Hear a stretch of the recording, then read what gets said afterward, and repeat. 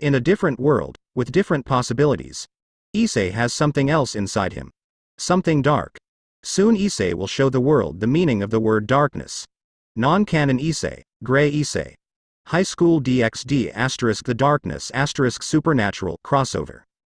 Chapter 1 I don't own High School DxD, the darkness or supernatural. At the beginning of the universe, there was ageless chaos. The earth was formless and void and darkness was over the surface of existence. Then God said, "Let there be light." And there was light, and God saw that the light was good and so separated the light from the darkness. The darkness resented this and so bitterness and spite were born before time itself. Due to the darkness, resentment of God, it became an enemy of heaven itself. The darkness found a way to get back at God, through his greatest creations, humans. The darkness rooted itself into a human soul, giving that very human access to its godlike powers over the night itself. The darkness paved its way through history, leaving death, destruction and pain in its wake, its hosts being focal point of it. Over the span of thousands of years, passing from one vessel to another, each generation gaining more power than the last. But the bloodline that carried the darkness had ended in a devastating fight between the righteous light and the corrupting dark. The two opposing forces destroyed themselves. But they were reborn, because there will always be light and there will always be dark. With the bloodline hosting the darkness gone, the dark entity had to find another host. It searched and searched, looking for a human enough power and durability that could contain its vast powers. After watching the abominations, the supposed warriors of light and the betrayers light fight, the darkness eventually found a prefect host. It was an orphan boy whose parent abandoned him. The boy, while looking average, carried a large power sealed within him, a being that could double his power at a quick rate. A young child slept, having naive dreams. Next to the child a shadow grew, two glowing yellowish orange eyes. The eyes focused onto the child. A humanoid figure formed itself out of the dark, looking like a demonic green, black, silver and yellow armored being. The darkness glanced around and noticed several adults that were watching the children pass over it, like it didn't exist. The embodiment of darkness focused on the child. He. The darkness laughed to itself. With the angelus host less and healing, I have free roam, the dark entity said to itself as it placed a clawed hand on the child's chest. With God dead, I don't have to follow his rules. He. A new start, the darkness said as its clawed arm began to sink into the child's chest. These angels are weak. Their own brethren have fallen, and these abominations who think they're the morning star are pathetic.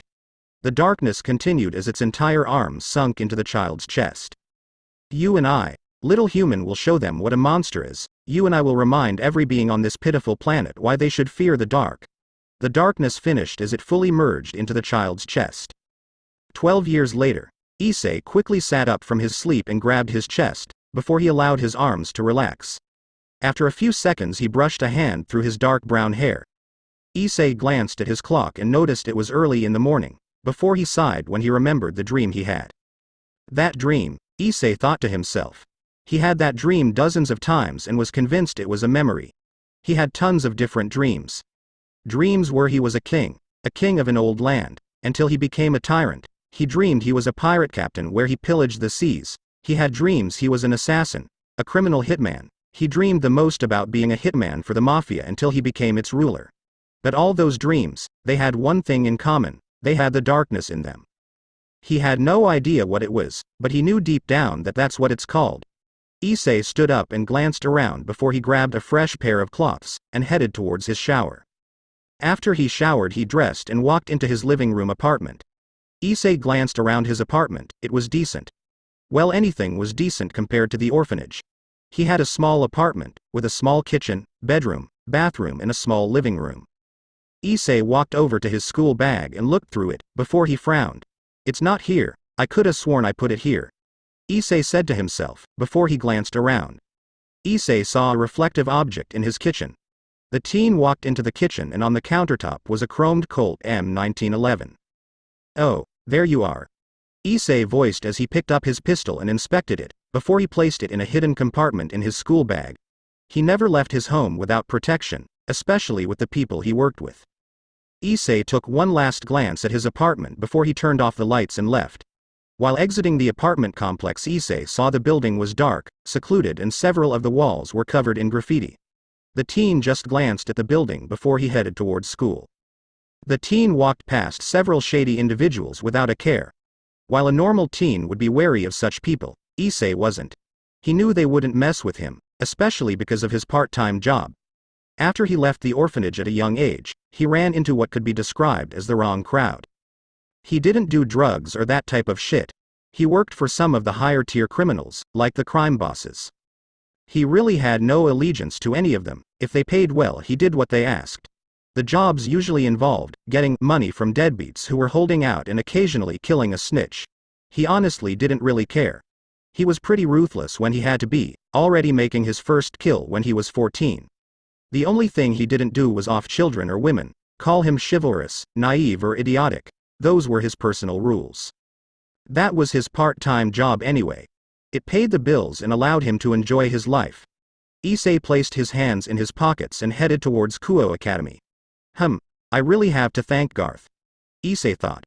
While he was smart and had some money, he didn't have enough of both to attend the academy. Issei glanced around and noticed groups of teens around his age arrived at the academy, causing the teen to sigh. I hope that my job will end soon. The teen thought to himself. Issei honestly didn't care about going to school, but his other job sorta demanded it. While his part-time job gave Issei a cash flow, his other job didn't have much an income. Hunting supernatural creatures that no one knew existed didn't really pay well.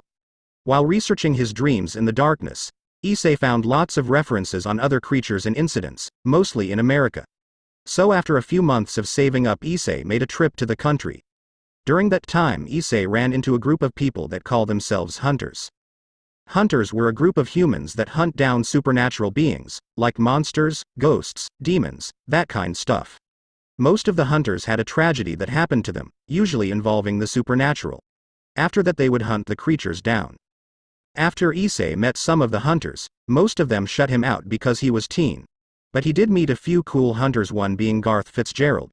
While Issei thought Garth had a few screws loose, he knew Garth was dependable. Issei researched as much as he could about the supernatural world and the darkness before he headed back to Japan.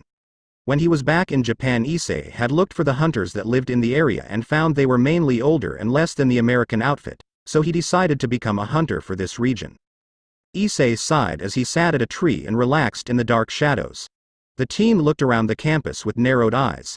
He'd been at the academy for little over a year now, but he had yet to encounter any supernatural creatures. Where are they? Issei thought. Almost all his intel pointed to supernatural activities going on in this area, but nothing's happened since he arrived. The only thing abnormal here is how people act. Soon after Issei scoped the area, he leaned back and dug into his school bag and pulled out a journal. The journal contained most of the information he gathered on the creatures he killed, and on how he killed them. Issei flipped through the pages until he reached the last 2 pages, where there were 2 drawings. Both of them were recurring beings in his dreams, one being the darkness and other was the Angelus. If Issei were to be honest, he'd admit the Angelus was hot as hell, even if the darkness and Angelus were enemies. Issei took out a pencil and began to touch up the drawings. The darkness and the Angelus, the dark and the light, mortal enemies, yet they complete each other. I wonder why they can't see that. Issei thought to himself. He knew their story, his dreams were very vivid. It was like he was watching someone else's life through his eyes. Issei felt someone sit next to him, causing the teen to turn and face who sat next to him. He saw it was petite girl with white hair and hazel eyes, wearing the usual female Kuo Academy uniform. Of course he knew her as Kaneko. Issei glanced at her before he went back to drawing. He honestly had no idea why Kaneko sat near him. Halfway through the year she spontaneously began to sit next to him. Kaneko glanced at Issei. Her job was to watch Issei, who showed up almost out of nowhere. Rias had ordered her to investigate Issei, but nothing came up. But every devil in the area could feel the dark aura radiating off of Issei. While the devils had a dark aura themselves, Issei had what could be described as the darkest. Rias had sent Kiba, Akeno, and even Rias herself to spy on Issei. But when any of them got near Issei, the shadows themselves twitched in irritation. It seemed Rias and Akeno irritated them the most though. Rias had no idea what could cause something like that, but it seemed the shadows reacted less to Kaneko's presence, so she sent her to observe Issei. Kaneko had difficulty being near Issei at first. There was this feeling of primal fear that she got whenever she was near him, The same fear she had of the dark when she was little. But after a few weeks the fear just stopped. Kaneko looked over Issei's shoulder and watched him draw what looked like a demon and an angel. Issei cast a glance at the girl before he sighed and continued to draw. While he would admit Kaneko was annoying in the beginning, he could say he tolerated her presence. He really couldn't stay mad or even think of getting mad at her. She was a year younger than him and he'd say she was cute. There was also the fact that Issei noticed she didn't have many friends. Maybe she was lonely and sat next to him because of it. He didn't know, so he didn't tell her to leave. "What are you drawing?" Kaneko asked in a quiet voice. She was curious what the two beings were, causing Issei to look at the white-haired girl. "You wouldn't be interested," Issei stated before he returned to drawing. "I'm in the occult club, I like strange things," Kaneko stated. "They're the darkness and the angelus," Issei informed, causing Kaneko to frown slightly in confusion. She never heard of them. "What's the angelus?" Kaneko questioned, causing Issei to look at her in slight shock. He'd never heard her speak more than a few sentences. "The angelus is the equal and opposite to the darkness. The light of creation, when God created light, she was the result," Issei voiced. Kaneko flinched slightly at the mention of God, before she looked at the drawing of the angelus. "The angelus?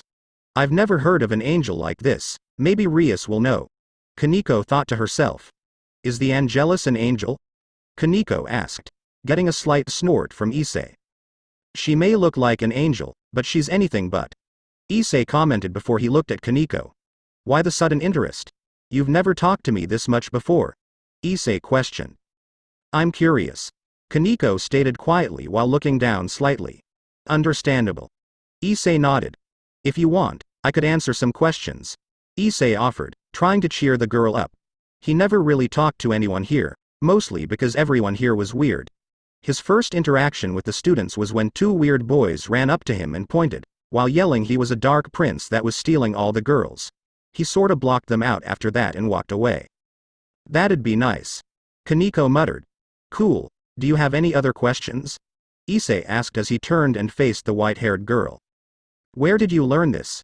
Kaneko questioned with a slight tilt of her head. "Around," Issei voiced. "It would be really weird to say you learned it from your dreams." Kaneko narrowed her eyes slightly at the answer.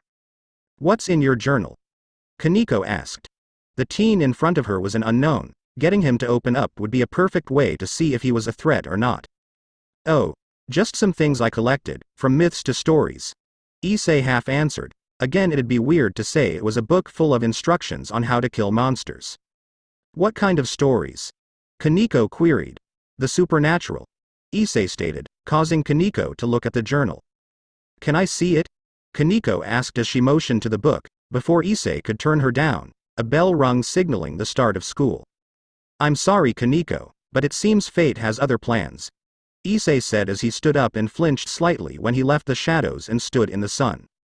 "Would you want to meet up again?"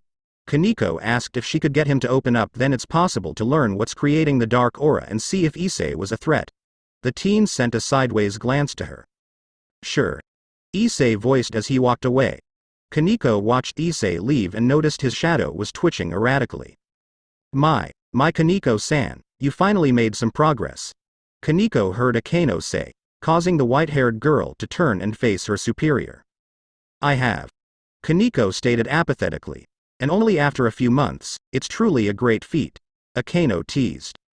"Says the girl who's afraid of his shadow," Kaneko replied. "Touché," Akano voiced.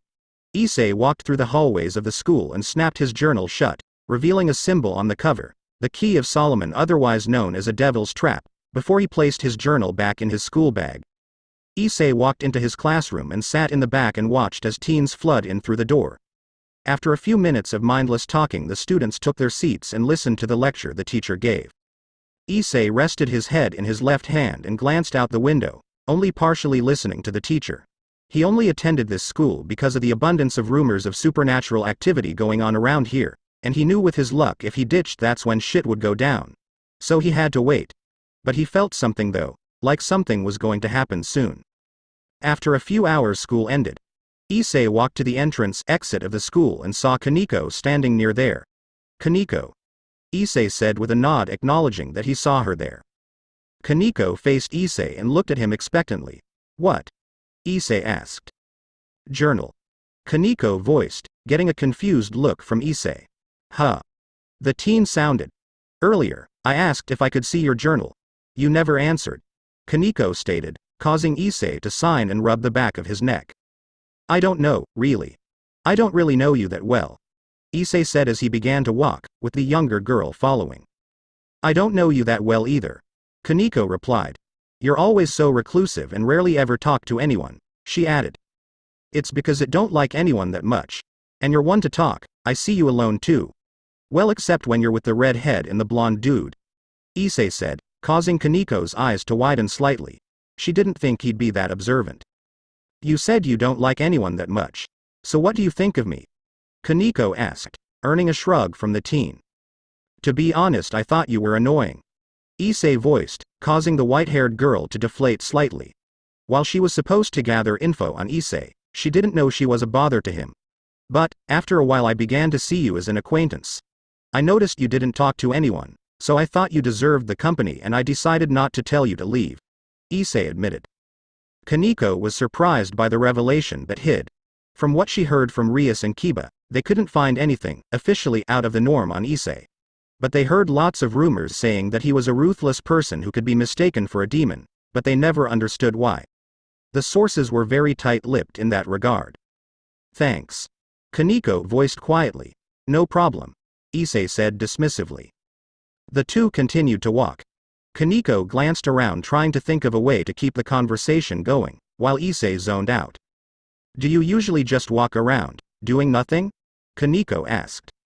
Only while someone's with me.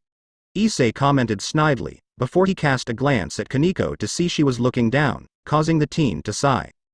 Not that there's anything wrong with that. Issei added. He never did like hurting women, physically or emotionally. While he was a kid he would admit he was extremely perverted, but no one wants to hire a perverted assassin. So he had to channel that desire it into another outlet. Being chivalrous not only made him more respectable, it also attracted some women as well. Issei glanced at Kaneko to see she was still looking down. Look, Kaneko. I apologize for coming off. Issei began trying to come up with a word. Hostile, aggressive, standoffish. Kaneko listed. Yes, any of those. I just give off that disposition. I really just don't like talking in general. Issei admitted. I understand. Kaneko said she too didn't really like to talk to people. She only talked when it was required. I think we both agree that we don't know each other well. How about we change that? Kaneko offered. Issei glanced at the white-haired girl. Yeah, sure, whatever. He agreed, getting a slight smile from the girl. Issei looked at Kaneko. It's been bothering me, so tell me the truth here, is your hair naturally white? He asked, getting a deadpanned look from Kaneko. Yes, idiot. Kaneko replied. Hey, to be fair, I never met someone with naturally white hair. Issei said, defending himself. Which was true, he'd seen lots of things in his short life, mostly monsters both of the human kind and the supernatural kind. But he'd never seen white hair. Still, it's rude to ask things like that, Kaneko stated. Alright, let it go, I was just curious, Issei voiced. Kaneko glanced at Issei when they both entered a shady area. While she could defend herself against any humans that would try to hurt her, she still didn't like the place. Why are we here? Kaneko asked. You said you wanted to know me, Issei stated. So we're going to my place. I doubt you'd let me into your place. So, I guess that'd be my job then, he finished. You'd trust me in your home? Kaneko asked, surprised. There's not much you can do really, Issei said. I doubt you'd attack me in my place. Only thing you could do is give that information out or rob it at night, he added uncaringly. Issei really didn't care about his place. He was just living there until he finished his investigation on the supernatural here. Kaneko pouted slightly when Issei said there wasn't much she could do, but the boy didn't notice. Eventually the duo arrived at an apartment complex that was covered in graffiti. Kaneko looked at the complex with a slight abhorrence. This place is, Kaneko began trying to not be too insulting, but also trying to give her honest opinion. Shit. Issei completed, causing Kaneko to filch slightly. That's the only word she could come up with and he guessed it. Don't worry, I'm not offended. This is a place where I live, this isn't my home. Issei stated. The two stood at the entrance of an apartment. Kaneko looked down the hallway as Issei unlocked the door. After the door was open, the two walked in. Kaneko narrowed her eyes slightly when she felt something weird but dismissed it. Kaneko looked around Issei's apartment, before she focused on Issei, who was sitting on his couch looking through his bag. The white-haired girl stood around awkwardly, before Issei motioned for her to sit next to him. Kaneko walked towards Issei but stopped halfway to him. This confused the girl. She tried to move forward again, but again felt something stop her. A gasp got her attention. Kaneko turned to see Issei staring at her, but his eyes trailed upwards, causing her to look up too. She saw a circle with a pentacle in the center along with sigils surrounding the pentacle star. I've heard stories of how twisted demons were. But, to possess such a young girl is sickening. Issei said to himself as he pulled out his hunter's journal, before he glared at Kaneko. Kaneko herself was confused. What is that? Are you an exorcist? You're outside of your jurisdiction. Issei looked at Kaneko like she was an idiot. Exorcist? No, I'm a hunter. What the hell are you talking about, jurisdiction? Issei asked with a disgusted face. And, are you an idiot? You're trapped in a devil's trap. I thought all demons knew of their weakness. Issei added. Kaneko looked at Issei in confusion. She had no idea what a devil's trap was and she had no idea what a hunter was. Look, Issei, I'm not a demon. I'm something else.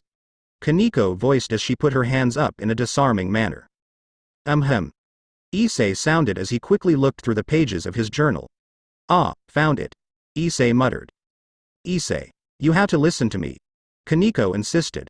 I'm not what you think I am, she said forcefully. Yes, yes. Issei said absently. Now forgive me, my Latin is a bit rusty. Exorcismus te, omnis immundus spiritus, omnis satanica potestas, omnis incursio infernalis adversari, omnis legio, omnis congregatio et secta diabolica. We drive you from us, whoever you may be, unclean spirits, all satanic powers, all infernal invaders, all wicked legions, assemblies and sects. Issei read from his hunter's journal. Kaneko shifted when she felt the center of her chest burn slightly. Ergo, Draco maledicta et omnis legio diabolica, adjuramus te. Cessa desipere humanas creaturas, isque eternae perditionis venenum propinere. Thus, cursed dragon, and you, diabolical legions, we adjure you, stop deceiving human creatures and pouring out to them the poison of eternal damnation. Issei continued. The center of Kaneko's chest started to gleam an ominous red and a shadowy outline of a chest piece formed. Vade, Satana, inventor et magister omnis fallatiae, hostis humanae salutis, begone, Satan, inventor and master of all deceit, enemy of man's salvation. Issei continued, and Kaneko started to visibly grimace when she felt the burning in her chest increase.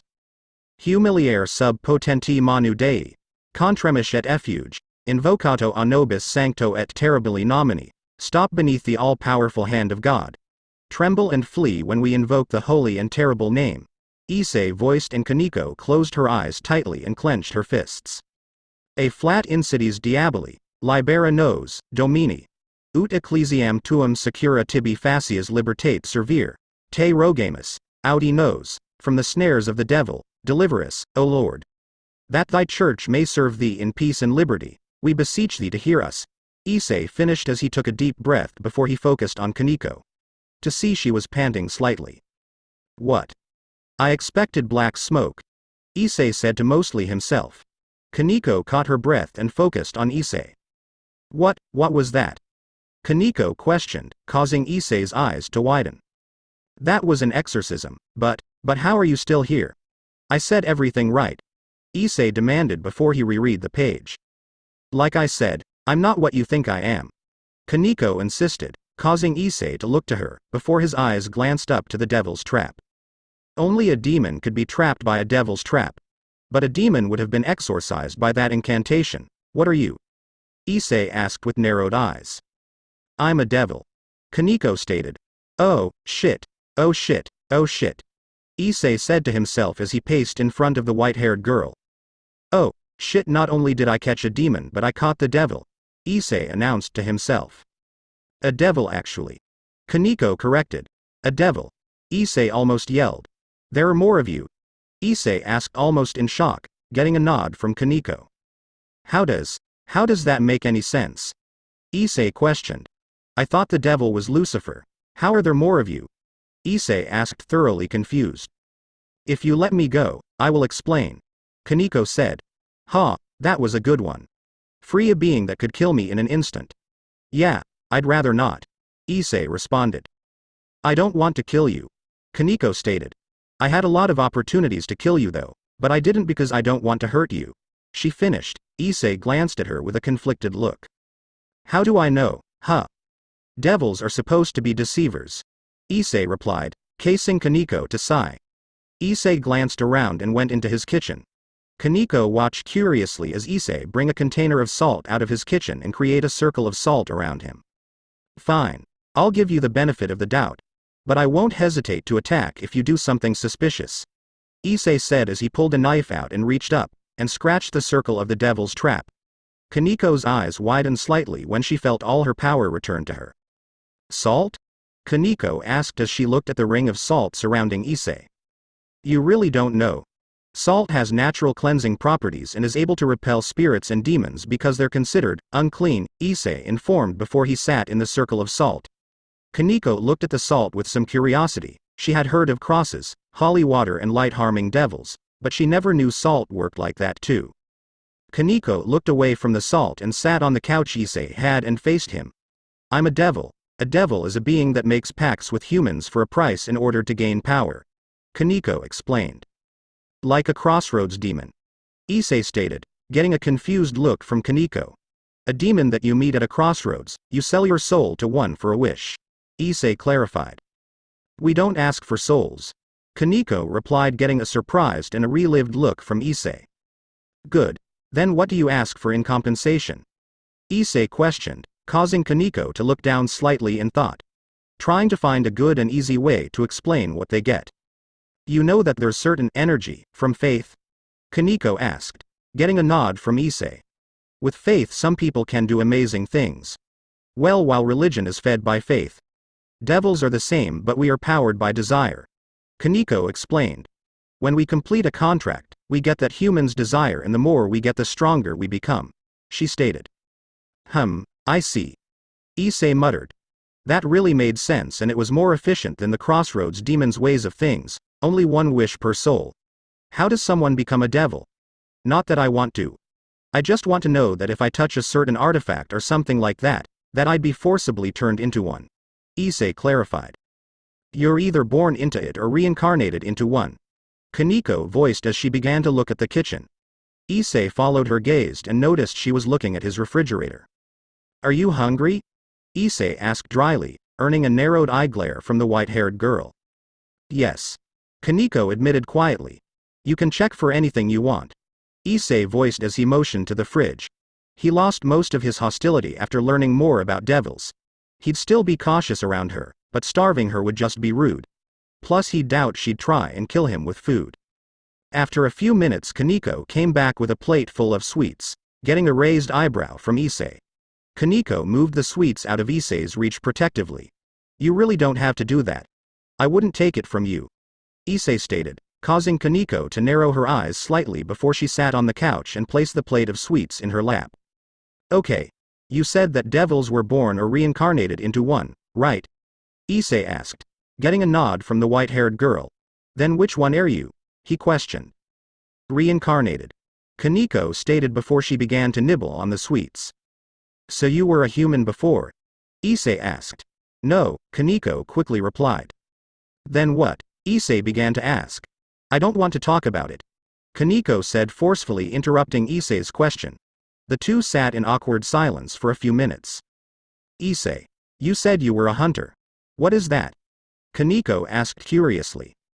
Hunters are humans that hunt down supernatural creatures and save normal people from monsters, Issei informed. Why? Kaneko asked. Why would humans risk their lives for that? She clarified. There are a few reasons. Some people or families, who survive a monster attack, live on and learn. They hunt down monsters so others don't feel their pain. Others are raised into it, by a family member who survived. Some do it because they think it's the right thing to do. And some do it for revenge. Issei listed off. And that journal? Kaneko voiced as she pointed to the journal in Issei's hands. A hunter's journal, Issei stated. A record of every being I've ever fought and killed. A friend of mine suggested I write everything down. In case I was to die, and I had a family or anther hunter needs help. This journal contains everything I know about the supernatural, Issei informed. What kind of things have you fought? Kaneko asked curiously. Oh, you know the standard werewolves, wraiths, changelings, okami, those kinds of beings, Issei voiced uncaringly.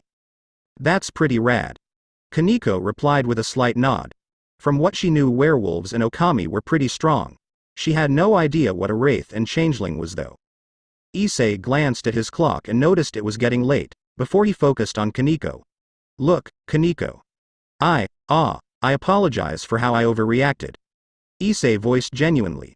And I'm sorry for trying to exorcise you, he added while looking down slightly. It's fine. Kaneko replied. If I were in your position I would have done the same thing, she stated. Thanks, it's getting late and I'm sure you have family that's worried for you, Issei said, before he noticed Kaneko's face adopted a melancholic look. Oh, sorry. Issei apologized again. It's all right, you didn't know, Kaneko said quietly as she stood up and began to walk to the door. Ah, Kaneko, Issei announced, getting the short girl's attention. This was nice, Issei admitted. Apart from the whole misunderstanding, everything was good. I hope we could do it again, apart from the exorcism, Issei voiced. I'd like that, Kaneko stated with a slight nod. Hey, can you keep the whole hunter thing a secret? Issei asked, causing Kaneko to look away for a second. Yeah, Kaneko replied before she left Issei's apartment. As soon as she was gone, Issei shot up and looked for his phone.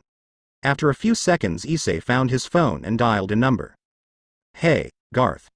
Issei voiced. Yes, it's me, yes. Yes, I realize that this is a long-distance call. I'll pay for it, yes. Dude, now listen, you never believe what the hell just happened. Issei began. As soon as Kaneko left Issei's apartment, a crimson symbol formed under her, before she vanished. Kaneko reappeared in the Occult Research Club building and noticed Rias, Akeno and Kiba in the same room. My Kaneko-chan, did you have a fun date? Akeno asked teasingly. Yes. Kaneko replied uncaringly. So is Issei a threat? Rias questioned. He's human. Kaneko responded, getting a nod from Rias. So that dark aura he has. It must be some sorta sacred gear then. Rias muttered to herself. So you want to recruit him, President? Kiba questioned. Possibly, we'd have to wait for the fallen angels to make their move, or we could have Kaneko try to convince him. Rias thought out loud, causing Kaneko to look at Rias dryly. She knew Issei would ever agree to become a devil, or at the very least it would be incredibly hard to convince him. Kaneko watched as Rias began to think intently inside. I really hope that I don't have to do anything demining, the white-haired girl thought. Issei stared at his phone. His talk with Garth had been informative. While he told one of his only friends about his encounter with the devil, Garth gave back some information in return. It seemed about a few weeks ago Dean Winchester was killed by a hellhound and was dragged to hell. He met the guy a few times, had some laughs, killed some monsters. He thought Dean was a pretty cool guy and he was one of those people who helped out the younger generation. Well, Dean first tried to dissuade Issei from the hunter job but eventually gave up and began to help him. Issei sighed, staring at his phone. Dean was one of the people that helped him get off his feet in the hunter business. Issei glanced at the door Kaneko left through, then down at his phone. Is it possible? Issei muttered to himself. No. Not yet anyways, Issei said. He couldn't go to Kaneko and ask her to help break Dean out of hell. While he thought she was cute and trustworthy, he can't put his complete trust in someone he only knew for a short time. After a few minutes Issei's phone vibrated, causing the teen to grab it. After he flipped the phone open, Issei saw he had a text, with a location and a name. Duty calls, Issei said to himself, before he retrieved his pistol and pocketed it. The teen left his apartment to take care of the hit he'd been hired to do. This idea came to me and wouldn't leave me the hell alone, so here you go. I was conflicted, on writing a high school DxD and supernatural crossover. Then the darkness popped into my head, and I just couldn't decide. So tell me if it's good, bad, or made you have a tingly feeling inside your stomach. Ch1 of 16 Next Chapter 2 I Don't Own High School DxD, The Darkness or Supernatural. Issei sat at his usually shady spot under a tree and watched the teens that walked around Kuo Academy. He glanced around to see a red-haired girl looking at him intently. But he just disregarded her. After a few seconds Issei felt someone sit beside him. He looked to his side to see Kaneko sitting there. If he were to be honest with himself he would say that he was glad she didn't run off. Runners are usually the guilty ones, so if she stayed maybe she was innocent or confident in her ability to fight him. So you came? Issei asked as he looked to the white-haired girl. I'm here, aren't I? Kaneko stated dryly, getting a sheepish look from the teen. Yeah, it's cool that you came. I thought you might have run off, Issei admitted. I thought you'd run off too, Kaneko said. It's pretty stupid coming back here, she added, causing Issei to narrow his eyes. Is that a threat? Issei asked, causing Kaneko's eyes to widen slightly. I apologize, that came out wrong, Kaneko admitted. I just think it's stupid for you to assume I'm the only devil here, Kaneko said. I already suspected as much, Issei replied. Are they all? He began. Yes, they're like me, Kaneko stated. My Kaneko-chan, who's your little friend? Akeno asked as she walked up to the two. Kaneko and Akeno noticed the shadows surrounding Issei began to convulse erratically. I'm Issei, Issei stated uncaringly, as he looked through his school bag not noticing the shadows. Hello Issei-kun, is it alright if I can talk to your girlfriend? We have to our club to go to. Akeno asked in a manner that seemed polite. Issei glanced to Kaneko to see the white-haired girl glaring slightly at Akeno, before he shrugged. Kaneko stood up and followed Akeno to God knows where. Issei watched the two leave, before he leaned against the tree and closed his eyes. After a few minutes the bell rung, signaling the start of school. Issei sighed as he stood up and headed for class. While in class Issei zoned out, thinking about how he would try to rescue Dean from hell. After a few hours school ended, with nothing really happening. Issei stood at the entrance of the academy for a few minutes, waiting for Kaneko to come. But when she didn't Issei sighed and left. Issei got something to eat and sat in a park watching the sunset. Issei turned around when he heard a sound approach him. He noticed it was Kaneko. I apologize for being late, Kaneko voiced quietly as she sat next to the teen. It's alright. I doubt you drop most of the things in your life just to hang out with me, Issei admitted in a gloomy voice. That had Kaneko looking down. You watched the sunset, Kaneko stated, trying to change the subject. I didn't know you that type of person, she added. Oh, and what type of person am I? Issei asked. A type of person who doesn't watch the sunset, Kaneko replied. I guess you're right. I don't watch it for the supposed beauty it supposedly has. I like the feeling I get when I watch the sun become engulfed in darkness, Issei admitted. Just like feeling of security when he's in the shadows, Issei also felt a euphoric high whenever the sun set. Kaneko looked at Issei weirdly. You sure are obsessed with the dark, she commented, earning shrug from Issei. We all have our hobbies, Issei voiced before he handed Kaneko some of his food, which she graciously took before she started eating. The teen glanced back to the descending sun and relished in the feeling. Hey, looky here. A shitty devil and a shitty human, sitting together under the moonlight. Haha, a crazed voice announced. I never knew heathens and devils had such a lust for each other. It's beautiful, the voice added. Issei turned to see a young man with white hair and red eyes, and he wore clerical clothing. Who are you? Issei asked. I, Heathen-kun, am a priest, a young priest, the priest said as he began to sew a dance. Cutting down all devilish fiends, while the nihilistic me is laughing, chopping off your devilish head, then go ahead to eat. I'm Father Fried Selzen, Fried declared. This guy's something, Issei stated. Shut up you shitty human, Fried yelled as he shot something at one of Issei's knees, causing the teen to collapse on his knees. I'll kill the shitty devil first, then the heathen, Fried yelled before he shot his gun at Kaneko, which surprisingly had no effect. Issei watched as Kaneko pulled a tree out of the ground and threw it at Fried. Before he looked around for his school bag, and dragged himself to its location, making sure not to use his broken knee. He reached the school bag and he pulled it to himself.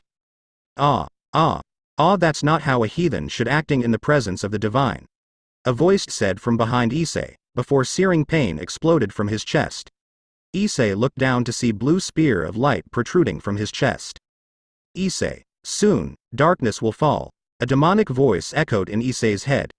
Issei forced his head to turn to see a man with black wings. He looked down to see the man holding another spear. The man was about to throw the spear, but he was sent flying courteously to Kaniko's fist. Issei glanced around in a daze as the pain began to be too much for him. "Issei, Issei," Kaniko voiced as she knelt next to him and placed her hands on his shoulders. "Listen to me. You have to stay awake," Kaniko instructed, before her head was sent to the side by a bullet. She turned to see Fried aiming a gun at her. When Kaniko attacked the priest, a large red sigil appeared near Issei. The red light cleared, revealing Rias, Akeno and Kiba. "Akeno, Kiba, help Kaniko," Rias ordered, before the two went to help their comrade. Rias knelt in front of Issei, whose muscles were locked in a kneeling position with his head looking down. "Sorry, Issei, we couldn't arrive earlier," Rias voiced as she pulled out a chest piece and placed it on Issei's chest. The piece sunk it, but Rias' eyes narrowed as she pulled out more pawn pieces. She kept putting more of the pieces in his chest until she didn't have any more. Her eyes widened when nothing happened. She pulled out a bishop piece and placed it in his chest, then a rook, then a knight. 8 pawns, a rook, a bishop and a knight. What are you, Issei? Rias muttered, before several pitch-black tentacle-like things extrude from Issei's back. Rias backed away and watched with morbid fascination as the tentacle-like arms stab themselves into Issei's chest and violently tear out the chest pieces. "What the hell?" Rias announced as she saw the tentacles wrap themselves around Issei, creating a black cocoon that had black smoke radiating off it. Rias' outburst got everyone's attention and they looked at the black cocoon. "God is dead. Rules can be broken. No, you will not die. Now Issei, show these things the meaning of the darkness," the same demonic voice said in Issei's head. "What's going on?" Kaniko asked to Rias. "I don't know," Rias admitted. Before hers, Kaniko's, Akino's and Kiba's eyes widened when they felt a titanic dark power come from the cocoon. The fallen angel and the priest were stunned as well. All over the world, monsters, demons, devils, and fallen angels felt the darkest, most malevolent power they've ever felt. A little blonde girl who was sitting with her family glanced in a seemingly random location, as her eyes changed completely white. 2 people who were standing behind the girl glanced in the same direction as the girl, but their eyes turned completely black. "I want it," the blonde girl voiced about the dark presence. What?" one of her guards asked, before his body was thrown back by an unseen force. "Don't question me. Now go, and find what's causing that. I want it. When you've found it, tell where it is," the blonde girl demanded, with a glare that scared the 2 men. "Why yes, right away, Lilith," one of the men said before they both disappeared. Lilith turned and looked around the table she sat at to see the family of the meat suit she inhabited, staring at her in fear. "I've gotten bored of you. Something more fun has showed up, bye-bye," Lilith said cheerfully before the people surrounding her exploded in white light. The 4 devils, fallen angel and insane priest were more or less stunned by the dark presence the cocoon gave off. The sound of slithering grabbed their attention, as the tentacles surrounding Issei receded back into nothingness. Issei opened his eyes, revealing 2 glowing yellow eyes. His eyes gazed over the devils and focused on the fallen angel and Fried, as black and purple smoke radiated off Issei's back. Everyone watched as 2 serpents form at Issei's shoulders and slowly encircle him. "You, the one with the wings. What's your name?" Issei asked as he looked to the being that stabbed him in the back. "I, my devil scum, am the fallen angel Donasik. Now, sit still while I, Haggurk," the fallen angel sounded as one of the serpent heads that loomed over Issei's shoulder clamped onto Donasik's throat. "I only asked for your name, and for your information.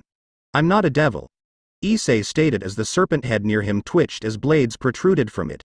"I'm much worse," he added as the serpent head choking the fallen angel began to lift Donasik up. "Kill it.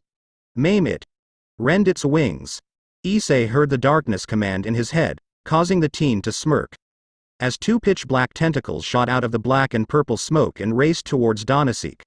The 2 tentacles embedded themselves through the fallen angel's black wings. "Era. You fucking bastard," The fallen angel yelled. Akeno licked her lips and rubbed her thighs together as she watched Issei fight the fallen angel. The tentacles that pierced Donazik's wings whipped into two different directions, tearing his wings off. Ah! Arghahh! Donazik yelled as his wings were torn off. Issei had the serpent head that held the fallen angel by the throat, tossed the man in the air, before he had the serpent head grab Donazik's ankle and held him upside down. The serpent head with the blades protruding from it lifted itself over Donazik and whipped itself downward, bisecting the fallen angel from his crotch to his head, before it sliced the already dismembered body in half again, so all that was left of the fallen angel was a bloodied leg. The serpent heads returned to Issei's side, as he looked to Fried. Haha. I think I'm in love. Yes, that anger, that violence. Come one heathen-kun. Let's fight. Fried yelled insanely as he fired a bullet of light at Issei. One of the serpent heads moved in front of Issei to protect him, but the bullet burned through the dark being and embedded itself in Issei's shoulder. Issei staggered back slightly, before he looked to his wounded shoulder. The serpent head that was hit by the light bullet stretched out and took a deep breath. When the serpent head breathed in, black smoke was pulled into its mouth. When it did that, the wound Issei had closed up. Fried looked at Issei with an insane glee as he fired more light bullets at the darkness host while laughing. Issei continued to heal from the bullets, and glanced at the area behind Fried and noticed it was a forest. A forest that was full of shadows, causing the teen to smirk. Hey! You're not supposed to be smiling, Fried yelled. Do you want to know what my power is? Issei asked, ignoring Fried's outburst. What kind of question is that? I don't care what your powers are, all shitty devils are the same, Fried declared. Like I said, I'm not a devil, I'm far worse. My power is in darkness. And you are surrounded by it. Issei voiced. Fried glanced around the forest behind him to see dozens of glowing yellow eyes, reminiscent to Issei's and the serpent head's eyes. Ha ha ha. Yes, Fried raved as he pulled out some sorta weird flashlight. This human is so evil. The darkness voiced gleefully in Issei's head. Feed him to me, it added. Issei sent the serpent heads towards Fried, but before they could reach him, the priest activated his flashlight-like device, forming a sword of light. The two serpent heads vanished in wisps of black smoke as the light appeared and reformed over Issei's shoulders. Yes, my sword of light, can cut through the dark, Fried sung. My light beats your dark. Haha, Fried laughed out, before his sword of light exploded in a purple explosion. The insane priest looked to Issei, to see the darkness host holding a pistol that had purple essence radiating off it. My darkness gun beats your sword of light, Issei stated in a matter-of-fact voice. Restrain him, Issei commanded. Dozens of demonic imp-like creatures came out of the forest and charged at Fried, while laughing or making crud comments. Fried fought against the legion of demons, but it was a futile effort. When Fried was restrained, Issei began to walk up to the priest only for the crimson-haired girl to stand in front of Issei. The serpent heads snapped their jaws at Rias and hissed at her. What? Issei snapped out. The darkness was demanding Fried's heart and he wanted to oblige. I need him alive, for information, Rias stated. She knew that there were fallen angels in the area, which went against the treaty. She wanted to know why they were here. Issei gave Rias a look, before he felt a tug on his sleeve. He looked to his side to see Kaneko was the one tugging his sleeve. Please, Issei. Kaneko asked with big eyes and a quivering lip. I don't want you to get hurt, she added for effect, but she was being truthful. Fine. Issei relented. But, I'm the one who gets to kill him, Issei added, getting a nod from Rias, before she walked over to the restrained priest. Issei. What is that? Kaneko asked as she pointed to one of the serpent heads. The darkness, Issei stated, like it should mean something. Issei glanced around and noticed Akeno looking at him with a blush, while she licked her lips. Why's she looking at me like that? Issei asked to the white-haired girl. Akeno-senpai is a sadist and a masochist, Kaneko said in a deadpan as she looked to Rias Queen. Oh. Issei said as he took a slight step away from Akeno. I am sorry, Issei. You were harmed, and I wasn't able to protect you, Kaneko said as a melancholic look formed on her face. It's all right. Why would you want to protect me, though? Issei asked confused. While they did know each other for months, he didn't think he made that much an impact on her in the few days they actually talked. You're my friend. And I'd be sad if you were gone, Kaneko admitted, getting a surprised look from Issei. I see, thanks. Issei muttered, but he still noticed Kaneko still had a sad look. It's alright Kaneko, really. If I hadn't had been harmed, I wouldn't have awoken this. Issei voiced as he motioned to the serpent heads and the darklings holding Freed. Kaneko sounded with narrowed eyes. Fine, she relented. How about after this crap's done with? We get something to eat, alright? Issei offered. While he already ate, he was starving again. Kaneko glanced around before she nodded. She didn't get to eat because of the priest. Issei focused back on Freed and Rias and narrowed his eyes. Knight is your master. Do not follow the orders of an abomination. You follow my instructions. You are mine and mine alone. The darkness voiced possessively. Issei walked up to Rias, who was glaring at Freed. Do you have your information? Issei asked, only for the crimson-haired girl to shake her head in a negative fashion. No, Aiz-kun, this guy's completely insane. Rias sighed out.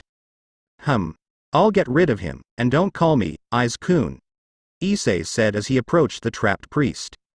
Whatever you say Aiz-kun, Rias cheerfully voiced.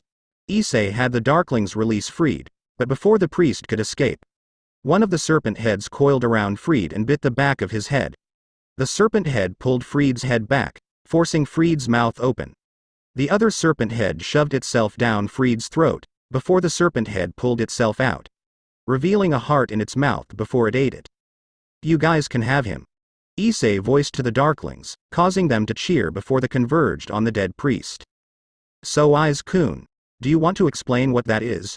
Rias asked regarding the darkness. No, not really, Issei replied as he looked at the group of devils. Why? Rias questioned. Well, I don't know almost any of you, Issei voiced. I only know Kaneko, and that's about it, he added. So why would I divulge my secrets?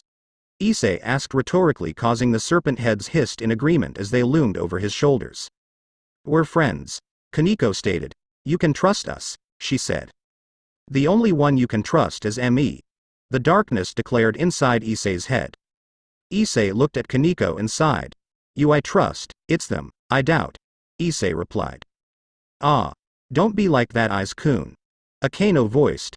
Oh, but I can be, Issei replied.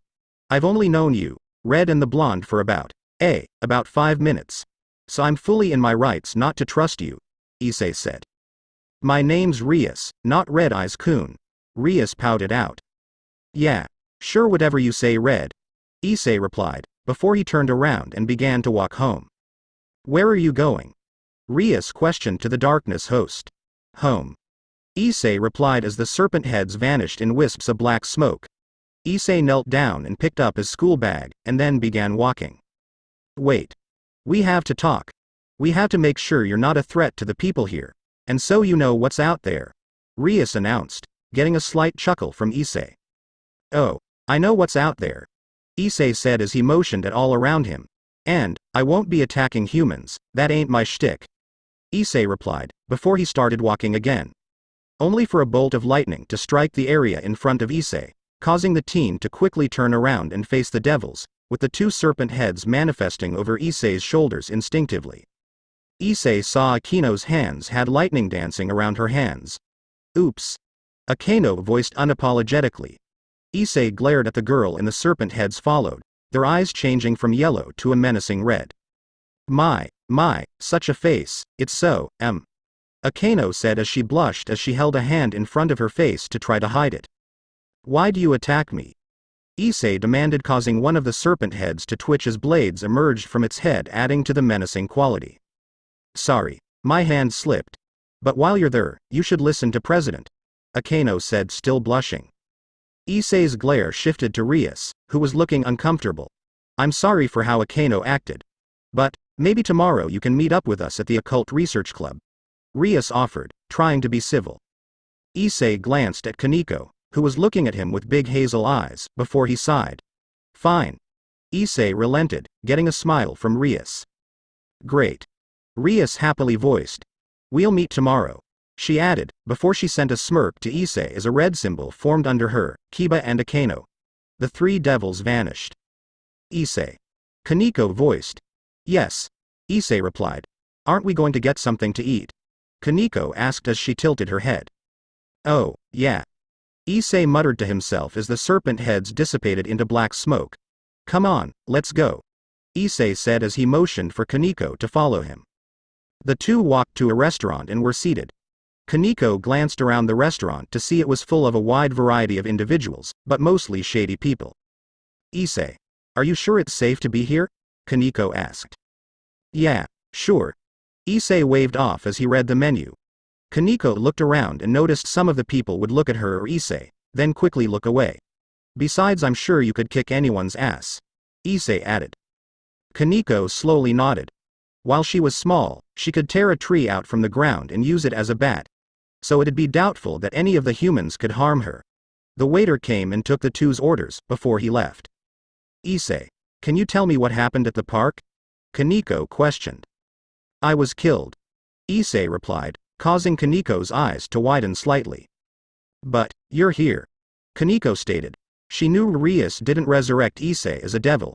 His body would need time to adjust. So he wouldn't be moving around. The darkness saved me. Issei voiced, causing Kaneko to look at Issei in confusion. This is the second time you said that. What is it? Kaneko asked curiously. The darkness is a primal force of the dark, the Angelus being the primal force of the light. Issei stated. Kaneko looked down in thought as she remembered what Issei told her about the Angelus. It's pretty simple actually, he said. And you have it sealed in you? Kaneko asked, tilting her head slightly. No, Issei voiced. I don't know really. I just know what the darkness is, not why it's in me. Issei admitted. He wasn't that shocked he had the darkness in him, mostly because he had so many dreams and memories about the dark being. He knew he was connected to it somehow. Kaneko sounded as their food arrived. The white-haired girl ate her food, taking very little bites, while Issei ate at his own pace. Why are you a hunter? Kaneko questioned. You said that hunters become hunters for a reason, so what's yours? She clarified. I'm what people would call extremely violent. Issei admitted, which was true. That's how he got into the assassin business in the first place. Being a hunter helps alleviate those tendencies, Issei stated, causing Kaneko to look at him. You don't seem violent. Kaneko voiced. From what she saw, Issei was mellow more than anything. He only got mad when he was annoyed. Exactly. Issei simply replied. Since you asked me why I'm a hunter, why are you a devil? Issei asked, but noticed Kaneko's eyes downcast. You don't have to tell me, if you don't want to. Issei stated, getting a thankful nod from Kaneko. It's because it was my only option. Kaneko informed, deciding to trust Issei. You always have an option. Issei said. Not when the other option is death. Kaneko replied apathetically, getting wide eyes from Issei. What? Issei demanded. It was either become a devil or die. Kaneko admitted. Why? Issei asked with narrowed eyes, causing Kaneko to look down. I don't want to talk about it, she replied before she went back to eating, getting a nod from Issei. Issei looked at Kaneko intently and noticed two outlines form next to her. One was Kaneko with cat ears, slitted eyes and two tails. The other was of a woman with long black hair, and the same hazel eyes Kaneko had, plus she too had cat ears and two tails. What is that? Issei thought to himself.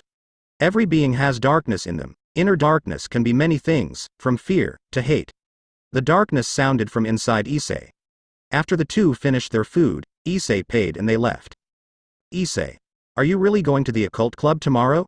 Kaneko asked. I don't know, probably. Issei replied uncaringly. But, I do know Rias will probably try and convince me to become a devil. Issei said. Will you? Kaneko questioned. No, Issei, you are mine. You will be no one else's servant. The darkness declared possessively again. No. Issei voiced as he glanced around. I would walk you home, Kaneko. But I have no idea where you live. Issei admitted as he looked at the short girl. It's okay. Kaneko said. I don't need to walk home, she stated before a red symbol formed under her and she vanished. That was cool. Issei muttered to himself before he glanced around. Haha, looks what I've found. A weird voice announced, causing Issei to turn and see a darkling at his feet. What did you find? Issei asked curiously, only for the darkling to pull out the head of Fried. This man was off his rockers, and killed lots of little monkeys. Maybe he has a bounty on his head. The darkling voiced with a demented smirk. Issei smirked too as he grabbed the head by the hair and walked with the darkling. Issei was glad it was midnight, or else someone might have seen him. Issei headed towards one of the underground bounty station. Well, it wasn't a bounty station per se. It was an exchange building where you could turn in bounties for money. The exchange building also spread the word for any hits that anyone has given out. If there was a bounty on Fried's head, the bounty station would know. You know. The monkey's icky bits were so much fun to play with. The darkling stated. I just wish he was alive while we had our fun. The darkling added. Well, in my line of work, I'm sure you'll have lots of fun, Issei responded. Oh, you're such a kind master to this little darkling. The darkling announced with a grin. Can we go and kill us a bunch of people to celebrate your awakening? The demon asked. Maybe later, Issei replied. If he went to the bounty station, there'd probably be some people with hits on them. If so, he and his darklings would take care of them and he'd be loaded in no time. Eventually Issei arrived at a dark alley and went down some stairs. After Issei knocked on the door, the darkling disappeared. Soon the door opened and Issei had to go through a pat down just in case he had a wire. They didn't care if he had a gun, because everyone in the bounty station had their own weapons. So no one could rob the place or else they'd be attacked by everyone. Issei walked through the place, past some of the other hitmen and bounty hunters. He went up to the front area where you turn in the bounties, and was recognized by the teller of the place. Ah, Mr. Tenebrae. The teller voiced. You were here yesterday. You usually don't do more than 2 hits a week. The teller stated, causing Issei to sigh. He didn't like being this familiar with someone of this lifestyle. But having friends in high places could be good too. Yeah. I was attacked today by some batshit insane guy. Fried Selzen, you heard of him? Issei asked, causing most of the surrounding people to stop what they were doing. Heard of him? Everyone knows of that crazy motherfucker. The teller voiced. Several people placed high bounties on him. He killed the sons and daughters of some very important people. The high bounties attracted some people, and they went after them. They never came back, they were gutted and crucified. That Fried Selzen is one fucked up individual. The teller explained. Good. Issei voiced as he placed Fried's head on the countertop. Because here he is, Issei added. By God. You actually got the fucker, the teller said in astonishment.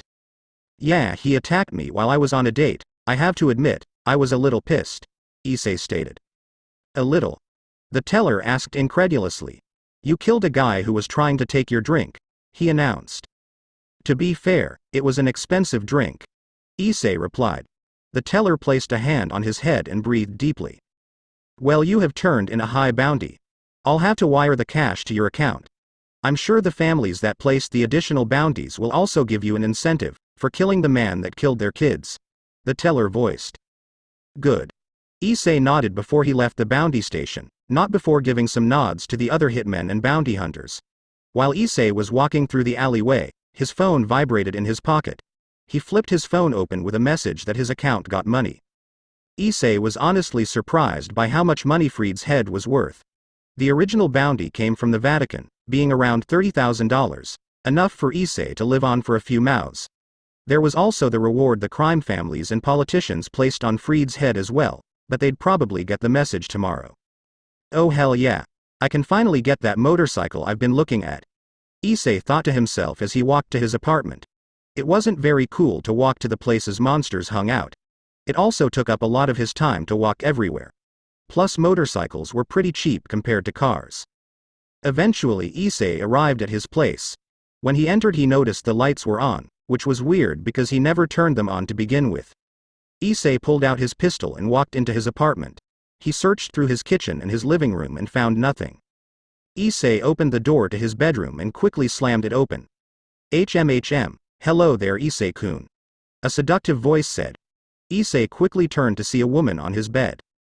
The woman had black hair that went over the left side of her shoulder and covered the left side of her face, glowing yellow-orange eyes, and pale skin. She wore a dark red off the shoulders, V-neck minidress with purple designs. From Issei's perspective, it looked like the woman had a black choker around her neck and high-heeled shoes. Who are you? Issei asked. While I don't mind a hot woman in my bed, I'd like to know who she was before anything happened, he said. Oh, Issei-kun, I'm hurt. The mysterious woman voiced as she placed a hand on her chest. You don't recognize me? She asked with fake hurt. I'm pretty sure. I've never seen you before, Issei replied. And you've used my powers too readily. The woman voiced, causing Issei to take an involuntary step back. What? Issei asked nervously. Only for the woman to vanish and reappear in front of Issei, creating a trail of purple and black smoke in her wake. The woman put a hand on Issei's cheek. You've been using my powers, Issei, the woman said in a quiet whisper. Why you're the darkness, Issei nervously muttered. Oh, so close. The woman said condescendingly.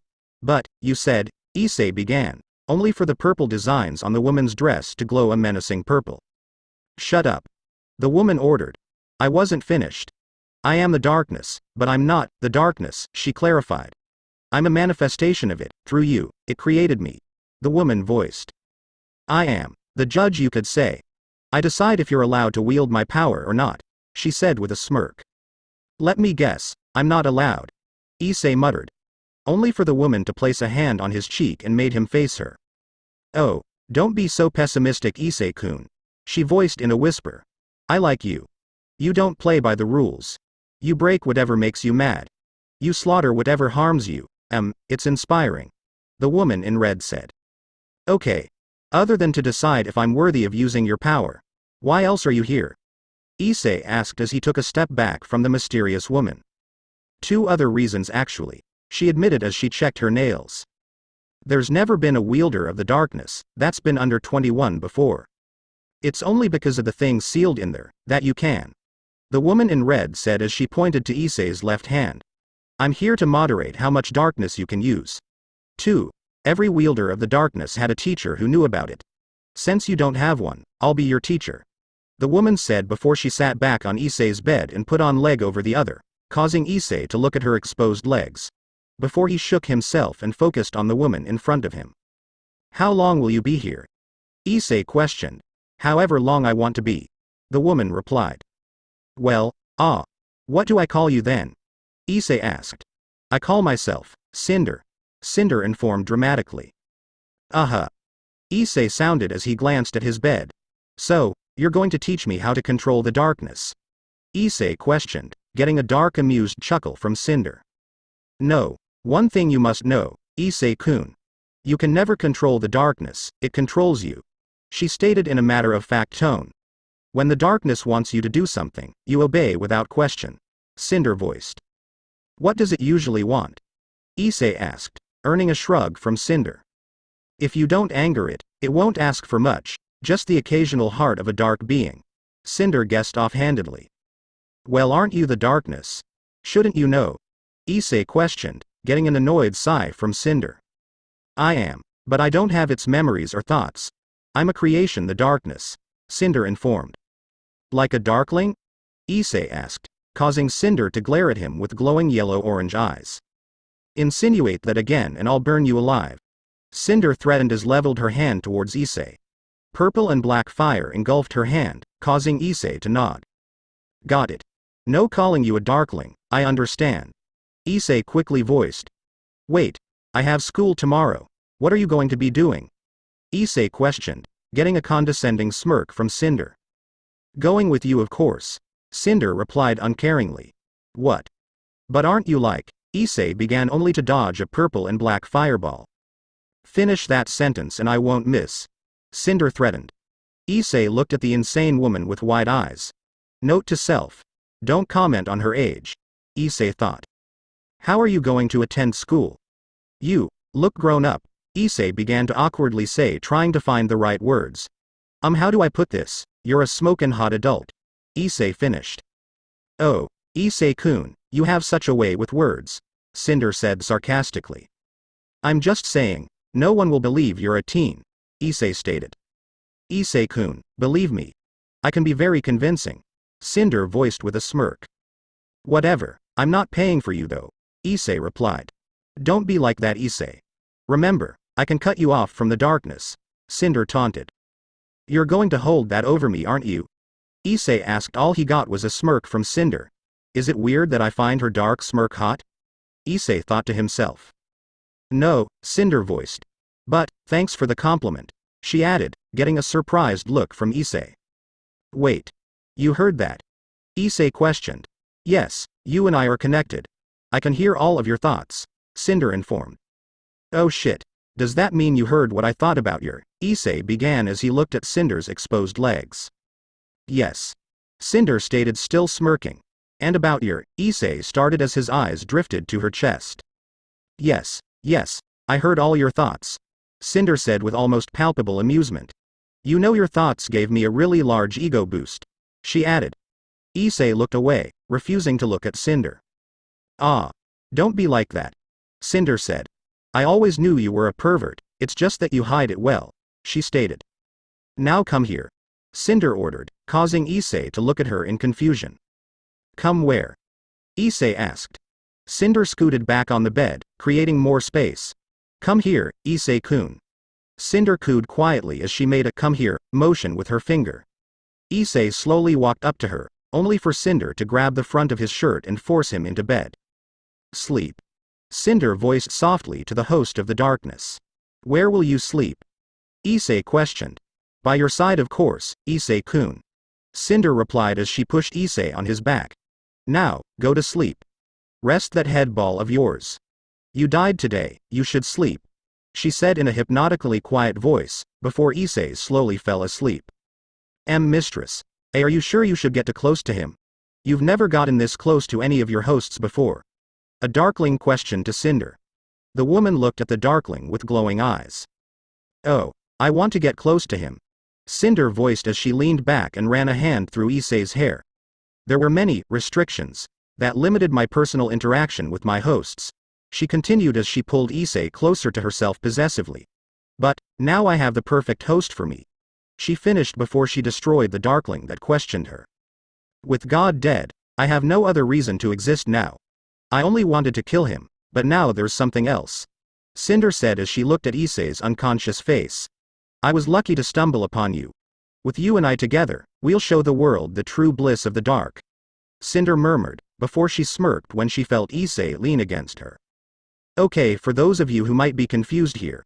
First, Issei's powers will develop differently than the comic book version of the darkness. If you've read the comics, then you should know how overpowered it really is. So right now Issei has the video game version of the darkness powers, but will steadily develop to the comic book version. 2. I have made the darkness female. Why, some might ask. Because fuck you, that's why. If someone complains about it, I'll just ignore them. No one cares when there's a female Kyuubi or female Shinigami, but God forbid when someone does something different, that's when shit goes down. Let's all have the same fucking idea, and not do anything different. Disregarding that rant, the person who the female darkness is inspired by is Cinderfall from RWBY, because for some reason I somehow write a RWBY character into my stories somehow. So why break that beautiful cycle? Anyway, yeah, the female darkness is Cinderfall, because I can totally see her as that evil chick no one says no to because they're scared shitless of her. And if you don't know who Cinderfall is, there is something called Google, look her up. Or don't, I honestly don't care. Anyways, you guys know the drill. Tell me if it was good, bad, or any of that shit. And if it's bad, tell me how, so I can improve. Or you can keep it to yourself and make me look like an idiot. Your call. Previous ch2 of 16. Next, Chapter 3. I don't own high school DxD. The darkness are supernatural. Issei glared at the sun as he walked to Kuo Academy. He was wearing the usual required school clothing. Issei switched his glare from the sun to glaring in front of him. It seemed that after awaking the darkness his sensitivity to the light skyrocketed. Is poor Issei-kun scared of the light? A teasing voice asked. How are you unaffected by this? Issei replied as he cast a glance at his companion. It was a woman about a few inches taller than him. She had black hair that went over the left side of her shoulder and covered the left side of her face. She also had yellow-orange eyes. She also wore a dark red mini dress that had purple designs on it. It's because I'm stronger than you, Cinder replied condescendingly, getting a glare from the already angry teen, before she looked forward with a contemplative look on her face. Truth was, she had no idea why the light wasn't burning her alive. She was also going over some of her more recent memories. Being the darkness, she had knowledge of all dark-based creatures. She realized she had a lot of information on monsters, some that were never there before. Cinder glanced at Issei before she narrowed her eyes forward. It seems my fight with the Angelus was bigger than I realized. The darkness thought as she walked with her host. It would seem I tore a hole from one world to one of the adjacent worlds. Cinder contemplated. She was no stranger to dimensional travel. Being the primordial being of darkness, she could technically roam in any world or universe that had darkness in it. She just chose to stay in the world where her mortal enemy resided. Are you all right? Issei asked when he noticed Cinder was out of it. Yes, I'm thinking. Cinder commented offhandedly, getting a confused look from Issei, wondering why she'd need to think. The darkness zoned out again. So I'm in a world inhabited by dozens of supernatural beings. But why is the light not as potent as it usually is? Cinder thought to herself as she glanced at the sun and only felt a slight fatigue. The darkness remembered back to the fallen angel that wielded light. It is possible that with so many different beings wielding light, that its effects have become diluted. Cinder theorized. Hey Cinder. Issei voiced, getting the amber-eyed woman's attention. How many people before me have had the darkness? Issei questioned, getting a shrug from Cinder. She honestly lost count on how many hosts she had. She only started to pay attention to the more recent ones, mostly because they most interesting out of them all. From what I saw in the memories, the host of the darkness was invincible. How'd they die?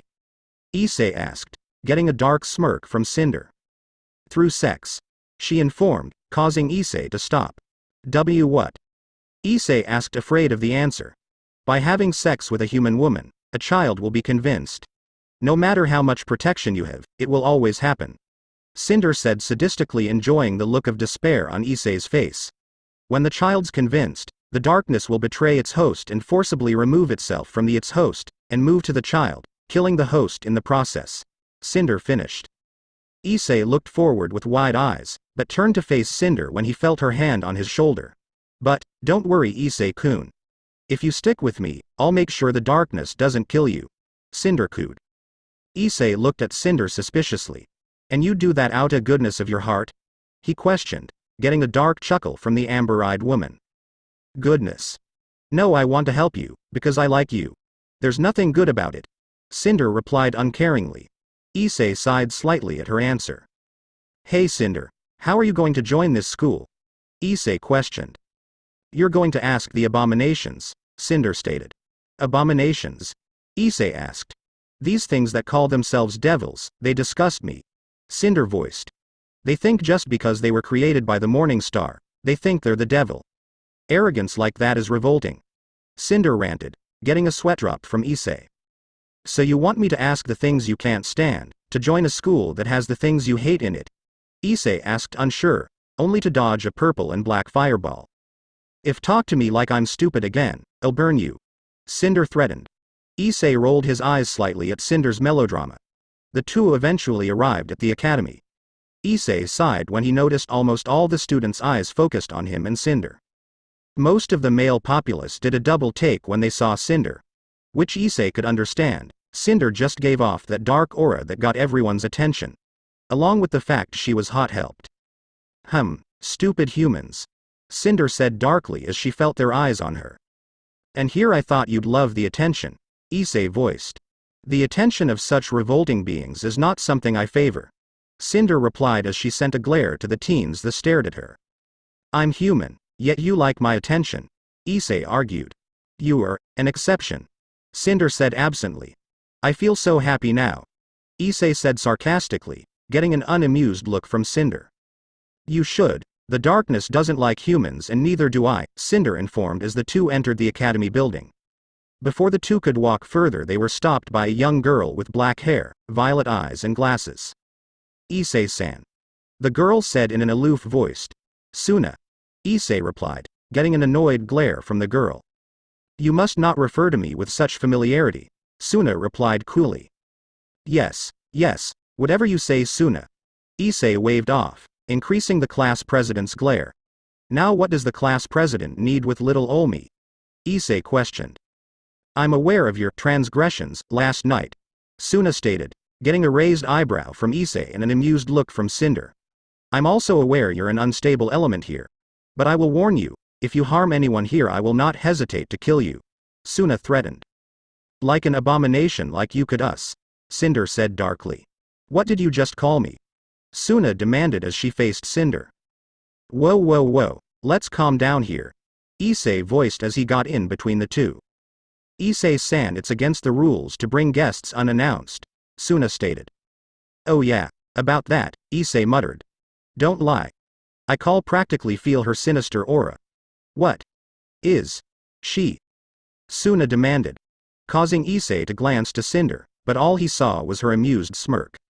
She's Cinder, Issei said, trying to think of the right word, without trying to give information on Cinder out. Teacher, mistress, puppet master, lover, take your pick, Cinder listed off uncaringly. Wait, lover? Issei thought to himself as he glanced at Cinder, causing her to smirk at him. It doesn't matter what you are to him.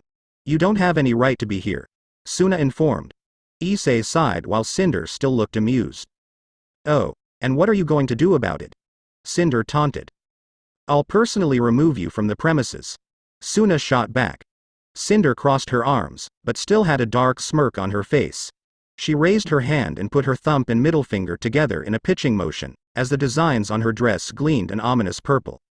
Suna lurched forward slightly and grabbed her chest in pain. What's happening? Issei questioned. The darkness has some control over every dark being in existence. I'm slowing her heart down to a dangerous rate, Cinder voiced darkly as her eyes glowed. You abominations are so arrogant it's sickening, Cinder said, causing Issei to flinch slightly when he heard the darkness' demonic voice echo what Cinder said with perfect timing. Calling yourselves devils the arrogance. There is only one, and that's the morning star, the betrayer, the true master of hell, Cinder said as she increased the pain Suna was in. You're but a creation of its power, she stated. Stop it, Cinder, Issei said when Suna fell to her knees. Cinder looked at Suna with a sadistic glee and began to close her entire fist, only for Issei to grab her shoulders and face her towards him. I said, stop it, Cinder. There's no reason to kill her, Issei ordered, causing Cinder to glare slightly at him. You'd choose an abomination over me? Cinder asked threateningly. I'm not choosing anyone over anyone, Issei replied. Killing someone for petty reasons is pathetic, he stated, causing Cinder to glare at him. Look, I see where you're coming from, but I also see where she's coming from. I'm not going against you, Cinder. But fighting these beings is a stupid move. It's the morning and the sun is out, and you and I both know how bad that is, Issei reasoned. Cinder's glare faltered, before she huffed slightly. She knew she had a bit of a temper, and when she was pissed she lost sight of everything else. And it pissed her off incredibly when such a lower beings even thought they were stronger than her. Cinder released Suna and looked at her with her usual dark smirk. You should thank Issei-kun, if it were up to me.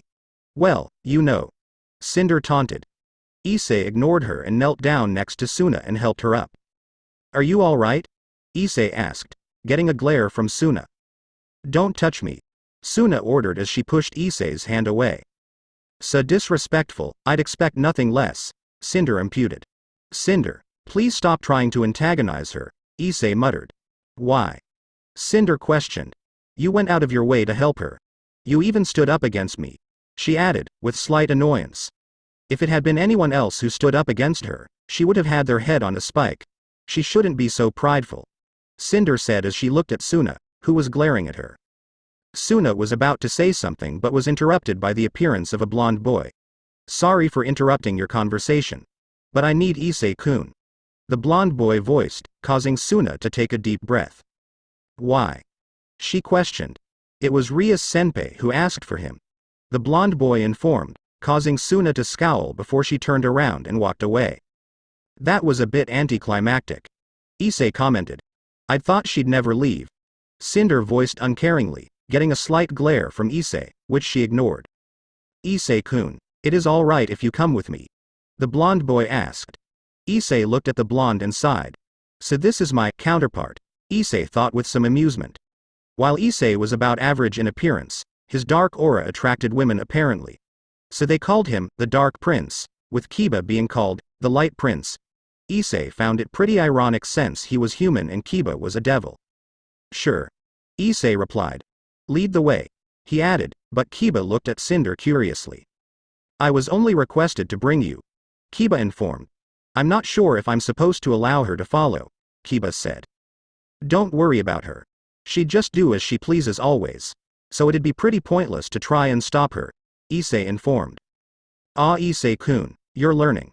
Cinder said in a condescending tone, getting a slight glare from Issei. Fine, follow me then. Kiba voiced as he turned around and walked. With Issei and Cinder walked side by side. While walking, the three occasionally walked past some girls or guys, both of which either glared at Kiba and Issei because they were near a hot girl, or glared at Cinder for being near Kiba or Issei. It was a weird experience for Issei, but Cinder didn't give a shit. Rias, Akeno and Kaneko sat in the Occult Research Club room. Kaneko was sitting on one of the couches eating sweets.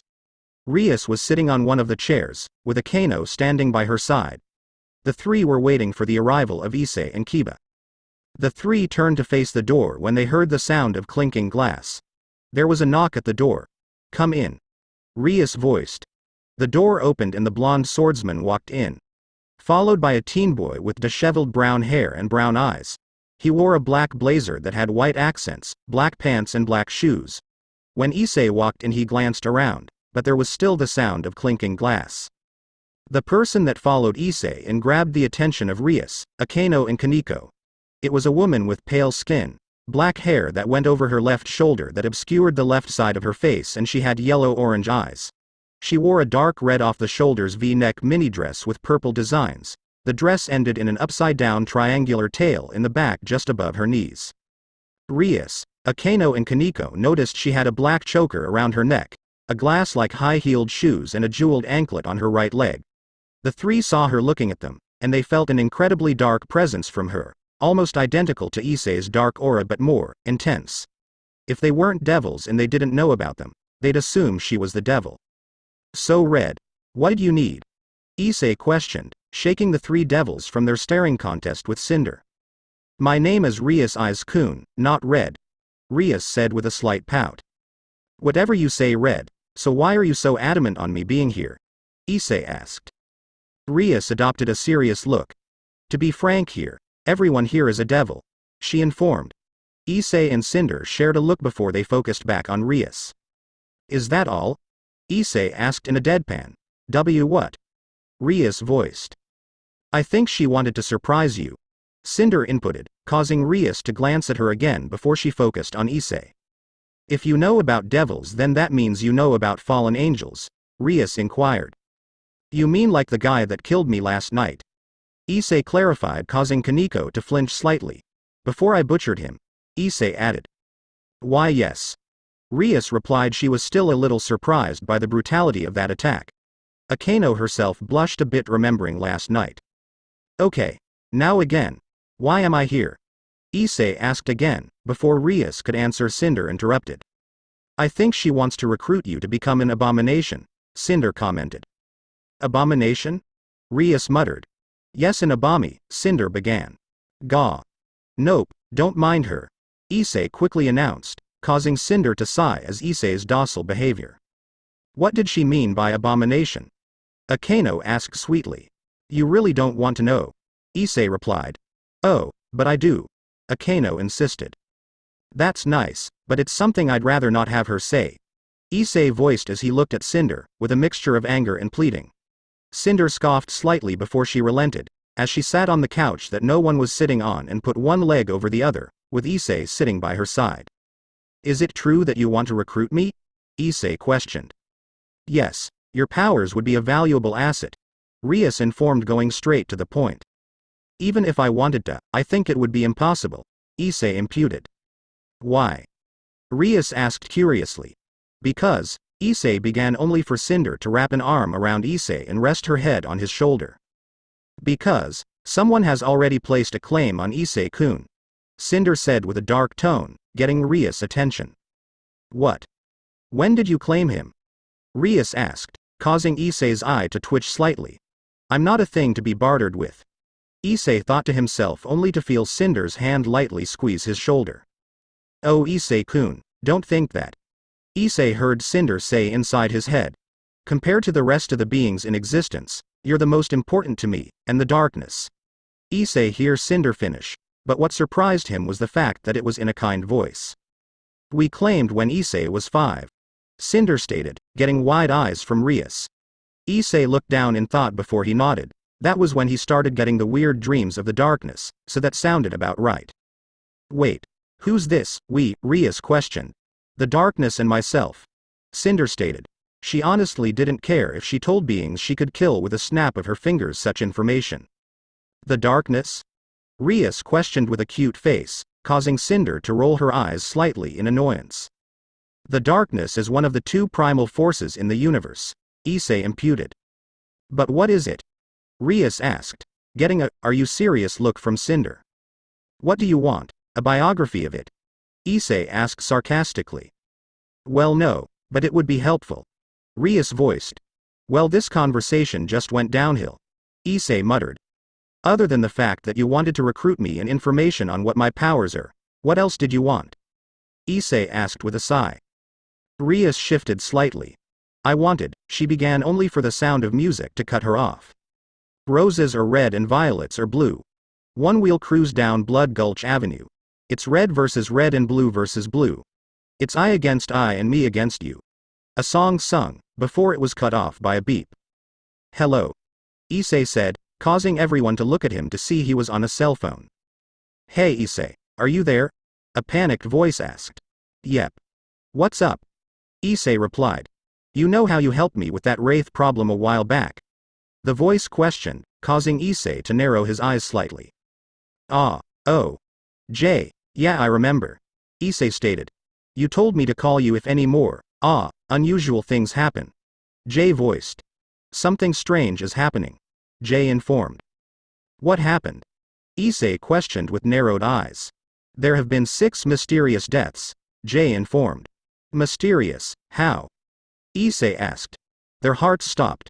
They were perfectly healthy in the days leading up to their deaths. There was nothing wrong with their hearts. But, they just spontaneously just stopped. Jay said quickly. Where were they? Issei questioned. All at the hospital. Jay informed, causing Issei to sigh. Fuck. Why does it always have to be hospitals? Issei thought to himself. Fine, I'll look into it, Issei said. Thanks man. Jay voiced before he hung up. Issei closed his phone and looked at it, before he stood up. Well later. Issei said as he headed towards the door. Where do you think you're going? Rias demanded. To a hospital to get rid of a supernatural creature, possibly a ghost, if the symptoms are correct. Issei commented. No you're not. Rias argued as she stood up. Oh, that's cute. Issei taunted as he opened the door to the occult research club. Cinder, are you coming? Issei asked. Yes, I'm just going to enjoy the show for now. Cinder voiced, getting a look from Issei. Whatever you say. Issei muttered as he walked through the door, only for Rias to stop him. What now? Issei questioned with a slight glare. While he had the patience of a saint when it came to girls, but even he had his limits. You're not going. Rias stated. Really? Issei asked sarcastically. And why's that? He added. Because it's dangerous. Rias voiced. I'm hunting a ghost, not a Wendigo or a vampire. Issei waved off. Huh? Rias sounded, getting a sigh from Issei before he looked to Cinder, to see her smirking. Oh god. Issei muttered, causing all the devils to flinch. Look, I'm going. He stated as he turned around only for Rias to grab onto his arm. I'm not letting you go.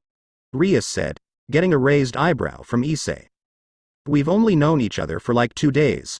Why are you so insistent on my safety? Issei asked curiously. Even if you don't think it, I see you as a comrade. Rias admitted. You've been nothing but polite to Kaneko. And you've been nice enough to come here when you had no reason to. Rias informed before she leaned close, causing Issei to lean back.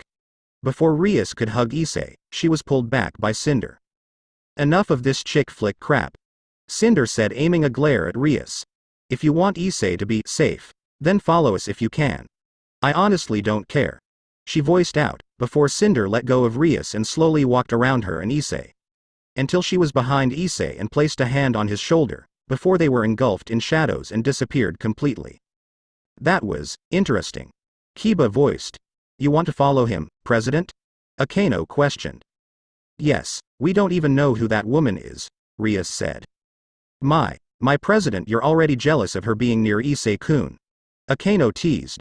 I can see why though, he's so, she added with a slight blush as she licked her lips. But President, how are we going to find him? We don't know where he lives, Kiba questioned. We don't know, but we do know someone who does. Rias commented as she and Akeno looked to Kaneko, who was looking away while nibbling at her sweets. Kaneko, can you take us to Issei's place? Rias asked. It's a secret. Kaneko replied. Come on, please. Rias questioned. Do you want Aiz-kun to fight a monster by himself or be alone with that woman? Rias asked, causing Kaneko to narrow her eyes slightly. Fine. Kaneko relented. While she knew Issei could take care of himself, she didn't trust the woman with him. She could practically smell the evil rolling off her. Yeah, that's it, she wasn't jealous at all. A shadow grew in Issei's living room and formed Issei and Cinder. What was that? Issei muttered with wide eyes. We moved through the shadows, please keep up, Cinder said nonchalantly. But how? Issei asked. He really wanted to do that. Shadows are merely an imprint of the darkness presences that's on this plane, because of that the darkness is connected to every shadow. And how you do it is simple. Cinder explained but stopped at the end. Well, how do I do it? Issei asked, practically on the edge of his seat. You want it. Cinder informed, causing Issei to deflate. What? Issei questioned, causing Cinder to sigh. The darkness responds to your will, your mind and your imagination. You have to will it to happen, you have to think for it to form, you have to imagine it. To do something with the darkness you need to want it to happen. Cinder explained. Oh. Issei muttered. That actually made a lot of sense. When he killed the fallen angel and priest, that's how he envisioned they would die, and the darkness made it happen. I'll be back. Issei voiced as he went into his room to get his hunter gear and change. Cinder sighed when she saw a red symbol form on the floor of Issei's apartment. When Rias, Akeno, Kiba and Kaneko formed, she scowled slightly. And here I thought you'd have more tact than to break into an apartment. But it seems even I can be wrong, Cinder taunted. Rias glared slightly, before she calmed herself down. Who are you? She asked. Now you ask. Cinder commented with some surprise. That's interesting, she added. Who are you? Rias questioned more forcefully. Are you sure you want to know? Cinder asked with a smirk, only to get a glare from the crimson-haired devil. I'm many things. She informed, only for Rias to glare harder. Cinder's eyes and the purple sigils on her dress gleamed maliciously. Importantly, I'm the very being that can kill you with the snap of my fingers, Cinder said with a glare more intimidating than Rias. Is that a threat? Rias asked dangerously, as a crimson aura formed around her. She was about to take a step forward, only for Kaneko to stop her. What is it? Rias questioned, only for Kaneko to motion up. Rias looked up to see a strange symbol on the ceiling. What is that? Rias asked. A devil's trap. The group heard Issei's voice say. They turned to see Issei closing the door to his room, while holding a duffel bag on his back. What's a devil's trap? Rias asked curiously. She'd never heard of something like that, but when she asked that, Issei and Cinder looked at her like she was an idiot. It's a trap, for devils, you know, its name sorta implies what it does. Issei said sardonically before he narrowed his eyes. Wait, what the hell are you guys doing here? Issei interrogated. We decided to help you, Rias announced, getting a deadpanned look from Issei. I really don't need help, Issei muttered. And if I do need it, Cinder would. Issei informed as he looked to the woman in red. You would, right? He asked, getting a slightly offended look from Cinder. You have to ask. Cinder questioned. Yes, Issei stated dryly. Cinder's offended look shifted to a satisfied one. Good, Cinder commented, getting a confused look from Issei. Good? Why's that good? Issei asked, only for Cinder to lean incredibly close to him. It would be incredibly stupid for you to be so trusting of me, especially since we met only last night, Cinder voiced in a whisper. But I will rectify that, until I'm the only person you can trust. she added as she leaned back. Cinder cast a sideways glance at the devils, to see Kaneko looking at her with narrowed eyes, Rias glaring at her. Kiba smiled his usual smile and Akeno looked uncaring. Issei forced his blush down and composed himself. So there's no need for you guys to come, Issei stated. We've already made our decision, Kaneko said, getting Issei's attention. Please respect it, she added. Issei sighed before he ran a hand through his hair. Fine, just don't get in my way. Issei relented as he walked to the countertop of his kitchen and picked up a black jacket. While he put it on, the devils noticed he had changed his attire. Issei wore a black t-shirt, blue jeans and boots. After Issei put on his jacket, he placed the duffel bag on his back. Issei headed over to the door and opened it, before he stopped and looked at the devils. Are you guys waiting for an invitation? Let's go, Issei announced as he left his apartment with Cinder following. Are you sure you want such nuisances to follow you? Cinder asked as she walked side by side with Issei. The teen glanced back to see the devils walking behind them before he shrugged. We're hunting a ghost. I doubt they'd get in the way, Issei replied.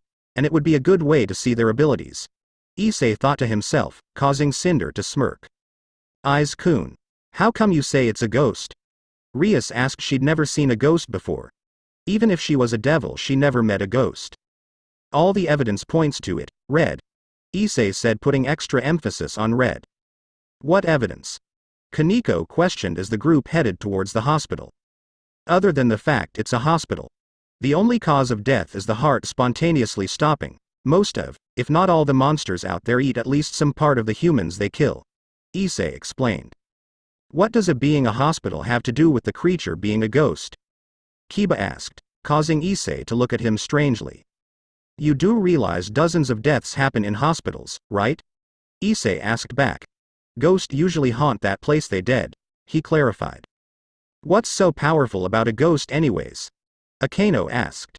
This ain't the usual Casper. Ghosts are incredibly dangerous. When a spirit dies and doesn't move on, it's usually because it has some sorta unfinished business. And the longer it stays on this plane of existence, the angrier they become. With that anger or another intense emotion, they're able to do a wide variety of things, ranging from telekinesis to possession to reality warping, Issei explained. That's incredible, Rias announced, causing Cinder to look at her weirdly. Yes, it's pretty incredible when they're trying to kill you, Issei commented sarcastically, before the group eventually arrived at the hospital. Issei glanced at the front of the hospital before he walked in. Issei got stares from most of the people he passed, mostly because he was being followed by 3 girls and a boy wearing a school outfit and a gorgeous woman. The teen walked up to the reception desk and noticed there was a blonde woman there with greenish blue eyes, curly blonde hair. Issei noticed she wore a black sleeveless jacket, but couldn't see any lower due to the desk in the way. Hello there, Issei voiced as he leaned on desk. Yes, the receptionist asked as she glanced up. A friend of mine was hospitalized a few months ago. Jay Burton, he had his right leg and arm shattered, Issei voiced. Oh, yeah, I know where he is, the blonde receptionist voiced without even looking away from Issei. Really? Issei asked. It's hard to miss a Caucasian man with 2 shattered limbs, who constantly rants about mundane things, and also has high-case schizophrenia, the blonde commented. Yeah, that sounds like him, Issei muttered. Can you tell me what room he's in? Issei asked. I'll do something better, I'll personally take you to him, the blonde receptionist voiced as she stood up. Oh, you don't have to do that, Issei trailed off. Lily. The blonde receptionist introduced herself. You don't have to do that, Lily. I wouldn't want to take up your time, Issei voiced. I insist, Lily said as she stood up and walked around her desk until she stood near Issei. The teen looked at the empty desk she was in, before he glanced at Lily. Don't have a job to do? Issei questioned as he looked from her to her desk, then back to her. Lily glanced around before she focused on a male nurse. You, Lily said, getting the man's attention. Sit here and work, she ordered, and the male nurse fearfully complied. See, perfect, Lily said with a devilish smile. Guess that works, Issei muttered. Great, follow me, handsome, Lily purred lowly. Issei followed the blonde woman with a slight blush. While he was no stranger to the opposite sex, An attractive woman was flirting with him, and that's always a rare occurrence. While following the blonde woman, Issei's eyes began to trail downward. OWF. Issei sounded as he doubled over. Eyes forward, pervert. Kaneko voiced. Issei rubbed his stomach and sighed. Hey Issei. How'd you meet this person? Rias questioned, causing Issei to glance at Lily, to see she was still leading them. A few months ago there was a wraith hunting here. With Jay being hospitalized at that time, I ran into him while I was hunting the wraith. It seemed that the wraith was going after Jay, so I told him what was happening and killed the wraith. I told him to call me if he saw something. Issei explained. But didn't the receptionist say he was a schizophrenic? Akano asked. Yeah, Issei said with a sigh. Yes he is, he muttered. Hey, hurry up. Lily ordered when she noticed the group was lagging behind. Issei quickened his pace until he was next to Lily. I find it a bit strange that you have a posse of school kids and woman who looks like she's going to kill everyone. Lily commented, when Issei caught up to her. Issei glanced back at the devils and Cinder, then back to Lily. What can I say? I like variety in my group, Issei commented. And what did you need a group for? You're just meeting a friend, Lily asked curiously. Oh, you know. I wanted to see a friend. They overheard me, and wanted to ditch too. So, they blackmailed me into bringing them, Issei informed. You're a bit forthcoming, Lily said, getting a shrug from Issei. Are you going to tell on me? Issei asked. Why would I want to get such a cute little kid in trouble? Lily questioned rhetorically. I'm not a kid and I don't do cute, Issei replied sternly. What are you going to do to back up that statement? Lily questioned in a low whisper.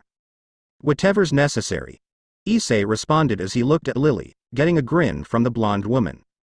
My, you sure are a bold one, Lily teased. Life's a bitch. I can't be so timid about things. Especially, when I talking to such a stunning woman, Issei said. You're such a charmer. I bet you have all the ladies practically hanging off you, Lily said sarcastically. Or is that why those girls are following you? Lily asked offhandedly, getting a shrug from Issei. Issei. Issei hears Cinder voice, causing the teen to look at her as he moved to her side. Yes? Issei asked. Are you sure you should be so open with that woman? Cinder asked as she narrowed her eyes at Lily. What's wrong with her? Issei questioned as he looked at Cinder. HMPH, just watch yourself around her, Cinder said, saying, her, with disdain. Oh, I get it. Issei said with a smirk. You're jealous, he clarified. I don't need jealousy, Cinder replied.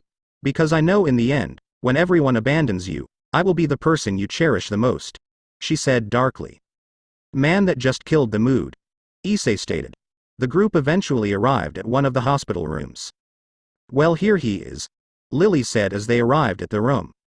Thanks for the help, Lily, Issei thanked, getting a smirk from the blonde woman.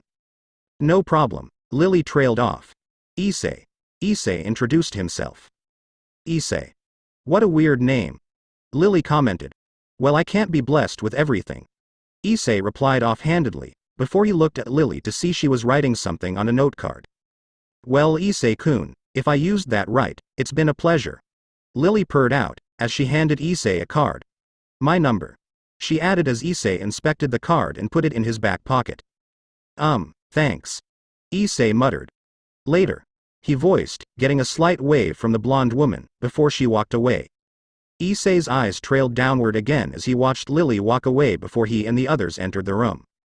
The blonde receptionist turned and watched the group enter the room, with a smirk on her face as her eyes changed from greenish blue to pure white. Lilith licked her lips. Think back on the dark aura Issei had. It's so dark and so sinister. It seems so powerful, probably more powerful than Lucifer's. Lilith thought as she rubbed her thighs together slightly. The demon glanced down. I never knew I'd be so turned on by that, Lilith thought to herself, before she looked back to the room with a contemplative look on her face. With a powerful being like Issei, I don't need to free Lucifer anymore and I won't have to die, Lilith thought. But it might take some time though. Once Dean breaks the first seal, I'll have to send dozens of demons to break the seals, she planned. But I'll hold off on the final seal, until I have Issei as an ally, or maybe something so much more. Lilith schemed with a devilish smirk as she turned around and walked. This is going to be so much fun, Lilith said excitedly with a hint of sadism, before she vanished. Issei glanced around the hospital room to see a young man lying in a bed with a cast on his arm and leg. The teen walked up to the young adult. Hey, Issei, how've you been, man? Jay questioned. Peachy. Now what exactly is going on here? Issei asked. Oh yeah. In the past month 6 men have all died under the same circumstances, all heart attacks, at night, no signs of drugs or anything. Jay informed. And you know about this, how? Rias questioned suspiciously. They all happened next door. Jay commented as he reached over to the table next to him and pulled a beer off it, before he took a sip. Are you sure we should trust the word of someone who's drinking? Kiba asked. Jay looked to Kiba, before he looked back to Issei. Who's the douche? Jay questioned. He's Kiba, don't mind him. He's new to the job, Issei stated, causing Jay to look at the rest of the group. Are you teaching kids how to kill monsters? Jay asked, referring to the devils who were wearing their school uniforms. Yes. Issei quickly replied. Now, is that all the information you have on the deaths? Issei questioned. HMHM. Jay sounded as he took another sip of his beer. I see, come on, Issei voiced as he headed for the door. Come back anytime. I'm bored as hell here. All I do is watch incredibly bad movies and daytime television, with those 2 weirdos. Jay said as he pointed to the empty part of the room. He knows it's empty, right? Rias whispered into Issei's ear. Schizophrenia. Issei replied as he left the room with Cinder by his side. You've been strangely quiet, Issei questioned. I don't talk when I have nothing to talk about, Cinder stated uncaringly. I guess that's something we both share, Issei said, getting a smirk from the amber-eyed woman. Soon, we'll be sharing more than that, Cinder said, getting a deadpanned look from Issei. That wasn't your best, Issei quipped, getting a scolding glare from Cinder. Sorry, Issei quickly voiced. Issei entered the empty hospital room and glanced around, before he walked to the center of the room. So what are we going to do about this ghost? Rias asked curiously. I'm taking care of the spirit, while you just sit around and watch, Issei replied as he reached into his duffel bag and pulled out a small device, with 2 antennas on it. Issei walked around the room and scanned the device over the area. What are you doing? Kaneko questioned, causing Issei to jump slightly at her sudden question. He sorta zoned out. Most supernatural creatures naturally interfere with technology. I'm using an EMF detector to find where the electromagnetic interference is the strongest, Issei explained as he continued to scan throughout the room. When Issei held the EMF detector near the bed, it began to release a high-pitched whine. Issei sounded. Hey Cinder, can I talk to you for a second? Issei voiced, as he walked into a secluded part of the room. Cinder calmly strode to Issei's side. What? She asked. Does this room feel a bit off? Issei inquired. Ever since he entered the room, he felt like he was being watched. Cinder's eyes gleamed maliciously as she glanced around the room, and noticed 7 figures watching them. No, Cinder replied, getting a look from Issei. Yes, she added. What do you feel? Issei asked. I don't feel anything. I can see the ghosts watching us, Cinder stated. Wait, ghosts? Issei questioned as he glanced around and saw nothing. Yes, it seems the original ghost killed the 6 men and they joined it, Cinder explained as she glanced around again. Aw crap, you can see them? Issei asked surprised. Yes, the darkness has a certain clairvoyance. It allows us to see into people's souls and see their inner nature. This ability also allows us to see ghosts even if they want to be invisible, Cinder enlightened. That's so useful, Issei muttered to himself. Can you see who the original ghost is? Issei asked, causing Cinder to sigh. Do it yourself. I'm not holding your hand through the job that you've done for years, Cinder replied uncaringly. Issei sighed before he narrowed his eyes. All right, Cinder said, the darkness responds to my will. So if I want to see the ghost, then it should happen, Issei thought as he began to see the outlines of the spirits. The outline formed into solid shapes and Issei was able to see the spirits. Issei focused and the outlines began to form shapes. The team looked past the spirits up front and looked for the main spirit. Issei found the spirit and his eyes widened slightly. It was a woman with long brown hair that was tied in a ponytail. Issei noticed the woman wore a white dress, and she was staring at him, with regret and longing. The darkness host took a step back and slowly put his EMF detector back in his duffel bag. Then slowly made his way back to the devils. "What's wrong?" Rias questioned. "We gotta go." Issei muttered. Well, only he and Kiba needed to get out of this place. If what he thinks is in this room, then all the males need to get the hell out of here. What? Rias asked, confused. Actually, Kiba and I need to get out of here, Issei said forcefully, his eyes never leaving the woman in white. Why?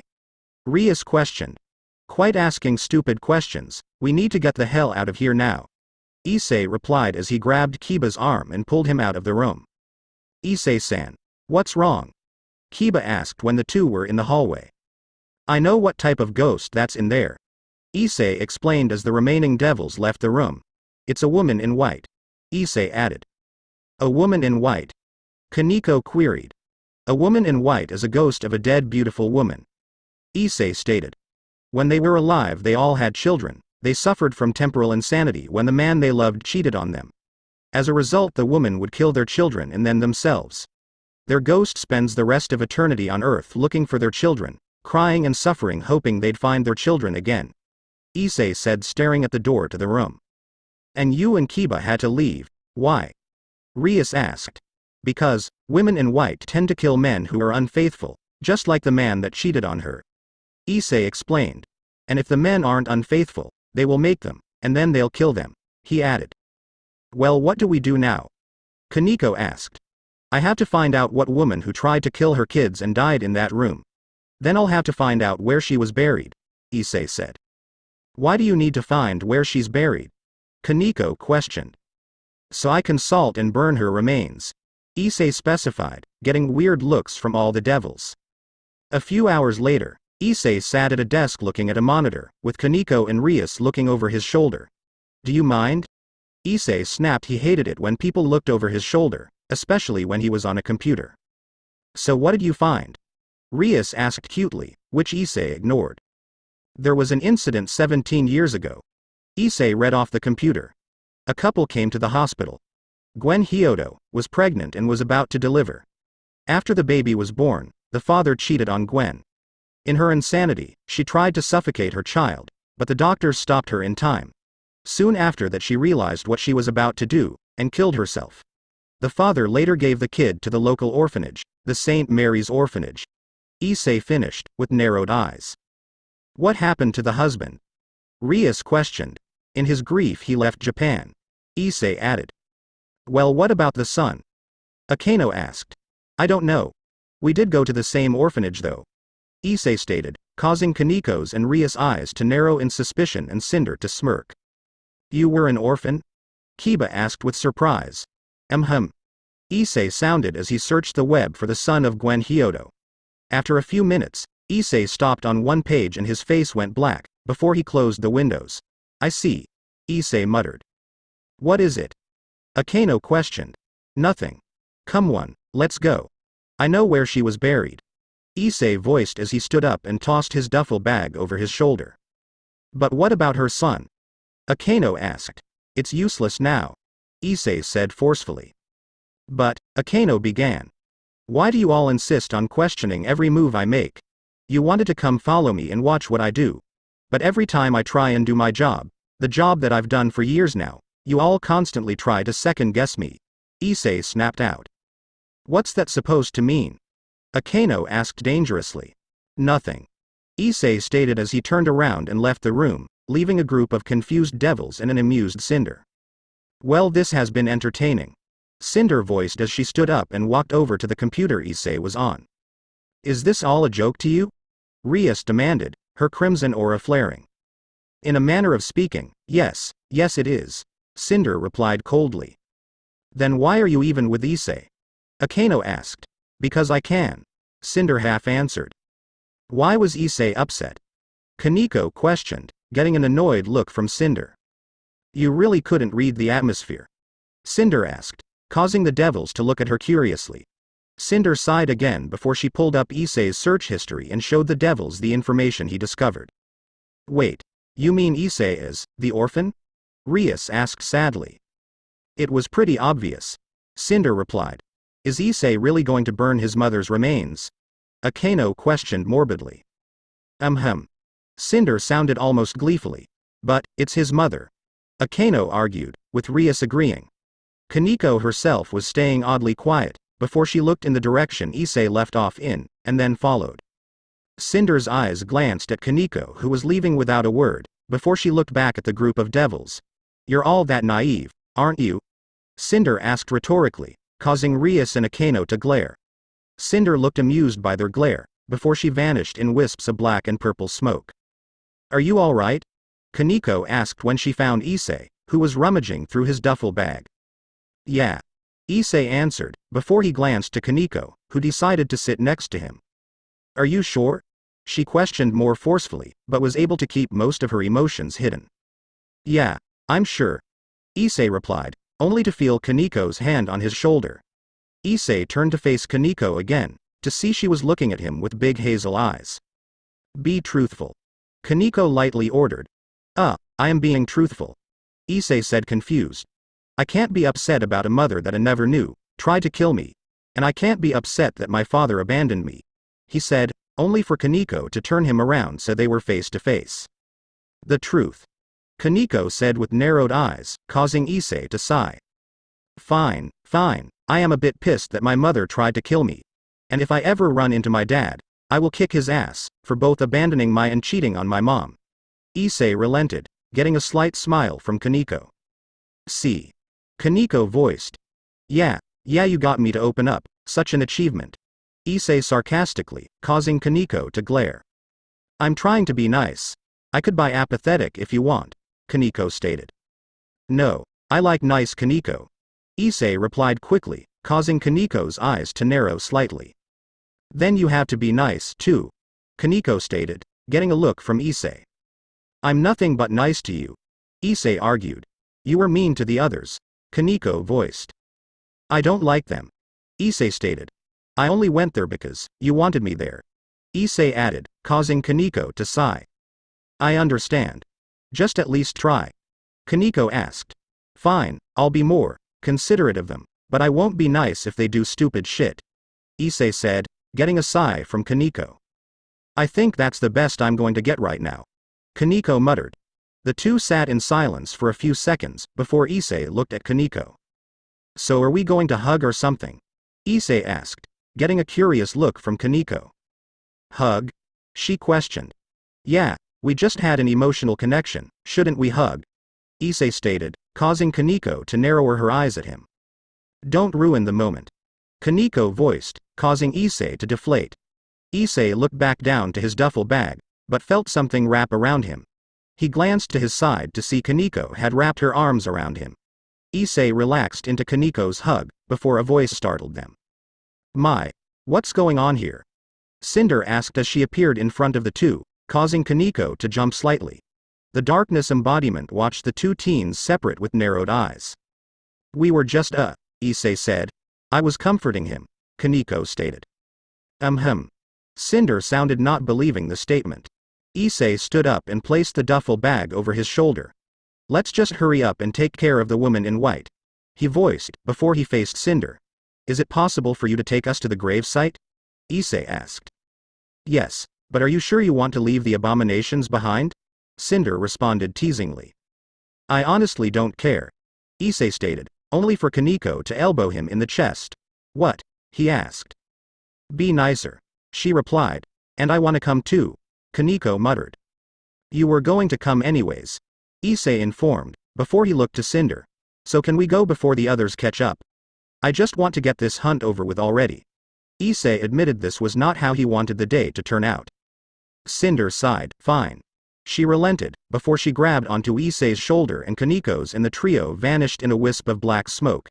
The three appeared in a dark cemetery.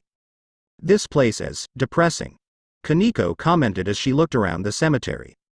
It's a cemetery. What did you expect? Rainbows and unicorns? Issei asked sarcastically, only for Kaneko to glare at him. Sorry, Sorry, force of habit. Issei replied. Well, come on. There's a grave to dig up, he added as he walked around the cemetery. After a few minutes, Issei found the gravesite. Issei looked at his mother's grave, before he looked around for Cinder and Kaneko. I found it, Issei announced, getting the two females' attention. How are we going to dig it up? Kaneko asked when she noticed they didn't have any shovels. Who said we were digging it up? Issei asked rhetorically as dozens of glowing yellow eyes appeared in the dark mist of the cemetery. Dig it up, guys, Issei ordered to the darklings that came out of the mist. Kaneko watched in surprise as the darklings viciously dug up the grave, while Cinder watched with apathy. Issei was looking through his duffel bag and pulled out a container of salt and fire accelerant. When the darklings opened the coffin, the three saw a rotting corpse inside it. Issei opened the salt container and emptied it on the corpse, before he soaked it in the flame accelerant. Well, I don't really have any last words, Issei muttered as he pulled out several matches and lit them up, and then tossed it on the corpse, engulfing it in flames. So, see you in the afterlife, I guess, he added. Kaneko looked from the fire to Issei. Are you going to be alright? She questioned. Yes, I'm alright, quite worrying about me. You have better things to do than worry about this messed up guy, Issei replied. You're not messed up, Kaneko argued, getting a dry look from Issei. I'm burning my mother's corpse to stop her from killing unfaithful men, and I don't feel much of anything from it. If that's not messed up, then I don't know what is, Issei stated, getting a sigh from Kaneko. You're not messed up, Issei. If you were, you wouldn't have wanted to be friends with me, Kaneko voiced. And if you were, you wouldn't put yourself in danger to help others, Kaneko added. Issei sighed. Damn, if you keep trying to cheer me up like this, people will think you have a thing for me, Issei said with a teasing tone, earning a blush from Kaneko. Shut up, pervert, Kaneko demanded with a slight glare. Now that the chick flick moment's over, let's wrap this up, Issei voiced as he packed up the salt and fire accelerant in his duffel bag. Kaneko huffed slightly when Issei said they had a chick flick moment. She was being serious. So is this it? Kaneko asked, referring to dealing with the ghost. Issei sounded, before he faced Cinder, who was looking around the dark cemetery with delight, before he faced Kaneko again, when he felt her tug on his sleeve. Can I stay with you tonight? Kaneko asked, while her job with watching Issei was over. She felt an attachment to him and she wanted to be there for him, just in case he was feeling bad. There was also the fact she didn't want Issei alone with Cinder. Sure, Issei said unsurely. Thanks, Kaneko muttered quietly. Issei looked to Cinder again only to see she had disappeared. What the hell? Issei thought to himself. You take yourself home. I told you how to travel through the shadows. I won't be carrying you around. Do it yourself, Issei heard Cinder's voice say in his mind. Where's the bitch? Kaneko questioned as she glanced around. Her name's Cinder, and I guess you're right about the bitch part, Issei sighed out. She left us here, so I could get experience in shadow traveling, Issei added. Shadow traveling? Kaneko asked curiously. Yeah, apparently I can travel through the shadows, Issei stated, before he faced Kaneko and lightly grabbed onto her shoulders. I'm not sure I can do it though, Issei admitted. It's okay, I trust you, Kaneko voiced, causing Issei to narrow his eyes in focus. Kaneko felt a chill run up her spine. She looked down to see her shadow enveloping her legs. She looked to Issei to see his eyes closed in concentration. Kaneko closed her eyes when she felt the cold shadow envelope her entire body, before her eyes snapped open when she felt her body falling. Issei and Kaneko fell on top of each other. Brown eyes looked into hazel eyes, before Issei put his hands on Kaneko's shoulders and began to push her off. Not that I don't like this position, but, I know if I try to do anything, I'd probably get hit. So, Issei trailed off as he lifted Kaneko off him. The white-haired blushed in embarrassment when Issei easily lifted her up. Issei glanced around his apartment. It could have been worse, Issei said to himself, before he looked at Kaneko, who was fixing her outfit. I'm going to bed. There's food in the fridge if you're hungry, the darkness host voiced as he placed his duffel bag on the floor and laid on his couch. Good night, Eyes-kun, Kaneko muttered, as Issei fell asleep. First, previous ch3 of 16 next chapter 4 I don't own high school DXD, the darkness or supernatural. What the hell do you mean? You're leaving? Issei demanded as he, Kaneko and Cinder sat at his kitchen table. It had been a week since the whole woman in white incident. Nothing had really happened. Expect Issei not going to school in favor of trying to get better control on the darkness. Kaneko herself had stayed with Issei the entire week, but she didn't ditch school. It's like I said, I'm leaving. Cinder informed, before a smirk grew on her lips, causing Issei to sigh at what was going to come next. But don't worry, I'll be back, she added. Such a shame, too. Kaneko commented, earning a subtle glare from Cinder. Where are you going? Issei questioned as he looked at the woman in red. Cinder looked from Kaneko to Issei, and gave him a dry look. I've looked through your arsenal, and I have to say I'm not impressed, she stated, getting a look from Issei. What? Not impresses? What's that supposed to mean? Issei asked with narrowed eyes. You have 2 Colt M1911s and an Ithaca 37 stakeout shotgun, that's it. Cinder explained. If you're going to fight evil, then you'll need a bigger and more dangerous arsenal, she clarified. I don't fight evil. Issei replied dismissively. If I did, why would I hang out with you? He asked rhetorically. Touché, Issei, touché. Cinder replied. But you will need some powerful weapons, especially if you're going to continue to fight. While the darkness is incredibly powerful, it's useless during the day. Cinder said. She knew her weakness and she didn't want Issei to die because of it. Cinder may have been an evil woman, but she did care about Issei to some extent. So you're going to go out and get more weapons? Issei asked slowly. How? You don't have any money, he stated, getting a glare from the women. I have lots of money, Cinder replied. You have lots of my money, you know the money I earned, Issei stated. The money you earned because of me, Cinder argued, causing Issei to sigh. Oh God. Sorry Kaneko, there's no winning with you Cinder. Issei muttered, getting a victorious smirk from the woman. So how exactly are you planning on getting weapons and what type are you getting? Issei asked curiously. What type of weapons? Weapons that kill, that should be very obvious.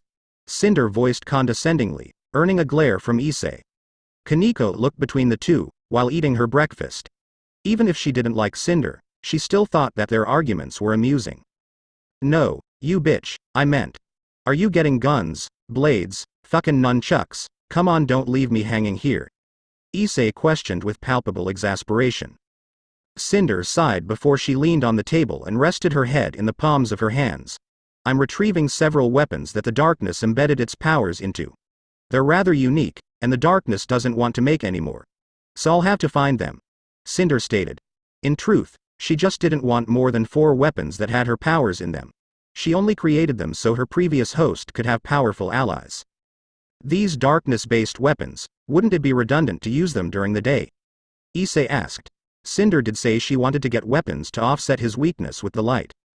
The weapons are mortal-made. They only have the darkness essence infused within it.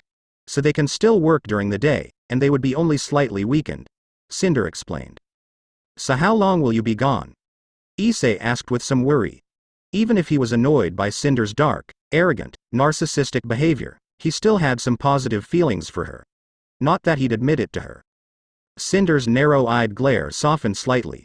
In all honesty, she was kinda glad Issei cared for her, in his own weird way. Every host she had always tried to suppress her or control her. It had got to the point where she began to resent and hate every host she had, resulting in her fucking them over, by killing them when they had children. I'll probably be gone for about a week or 2, Cinder informed offhandedly. That's not that long, Issei muttered to himself. No, not really, Cinder agreed. It should only take about a week to find the right world where the Angelus and I were in. As soon as I enter that world, it'll be pretty easy to find the Vendetta's weapons, the darkness thought to herself. If you are going now, be safe, Issei voiced, getting a smirk from Cinder. Issei-kun, Cinder said dramatically. I knew you loved me, she said, giving Kaneko a look, causing the white-haired girl to narrow her hazel eyes at Cinder. Love wouldn't characterize the feelings I have for you. I just prefer your company above some others, Issei replied, as he continued to eat his breakfast. So cold, Issei-kun. I never took you for a tsundere. Cinder taunted, getting a look from Issei and Kaneko. Yeah, a tsundere. Let's go with that. Issei said uncaringly. It's not the fact that you keep trying to have me massacre all of the devils, he added, causing Kaneko to glare at Cinder. Not all of them. I do like Kaneko after all. Cinder stated truthfully. She knew what Kaneko was, she also knew what the devils did to her race. Cinder also knows how powerful the Nekosho are. There's also the fact that Issei could convince Kaneko join him and turn her back to a full-blooded Nekosho, not that she'd tell him that. Issei sounded not caring what Cinder was saying as he continued to eat. The teen felt a pair of arms wrapping around his shoulders and felt someone lean on next to his ear. Issei looked forward to see Cinder had disappeared and guessed she was the one hugging him from behind. I know you'll miss me, Issei-kun. Cinder voiced. But, pull through. And, don't do anything I wouldn't do. She added in a teasing tone. Issei turned to see Cinder gone, with only black and purple smoke where she stood. She's creepy. Kaneko commented. That's her charm. Issei responded, getting a nod from the white-haired girl. While the two ate, Issei looked at Kaneko for a second.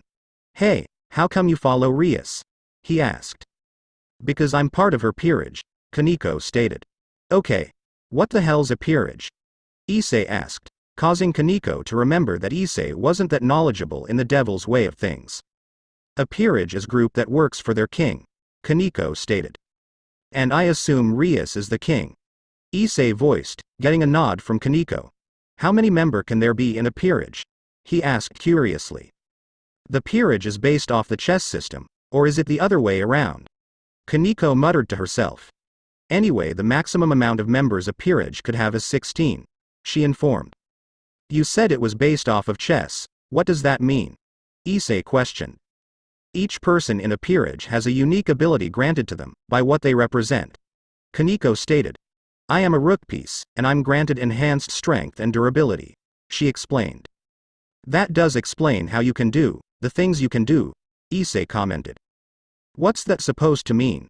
Kaneko asked as she narrowed her eyes at Issei. You did tear out a tree and throw it at an insane priest, Issei stated, unaffected by her glare. Kaneko nodded to that. What do the other pieces grant to the devils? He queried, getting a suspicious stare from Kaneko. Why do you want to know? Kaneko questioned. In case I ever fight devils. Issei said like it was the most obvious thing in the world. Kaneko sighed, I really shouldn't be so suspicious of him. Kaneko thought. He's been pretty open with me, and I guess I should do the same. She mused. There's the knight piece that grants enhanced speed, the bishop piece that gives the devils a large reserve of energy and better control of that energy, and the queen has all the pieces' advantages. Kaneko explained.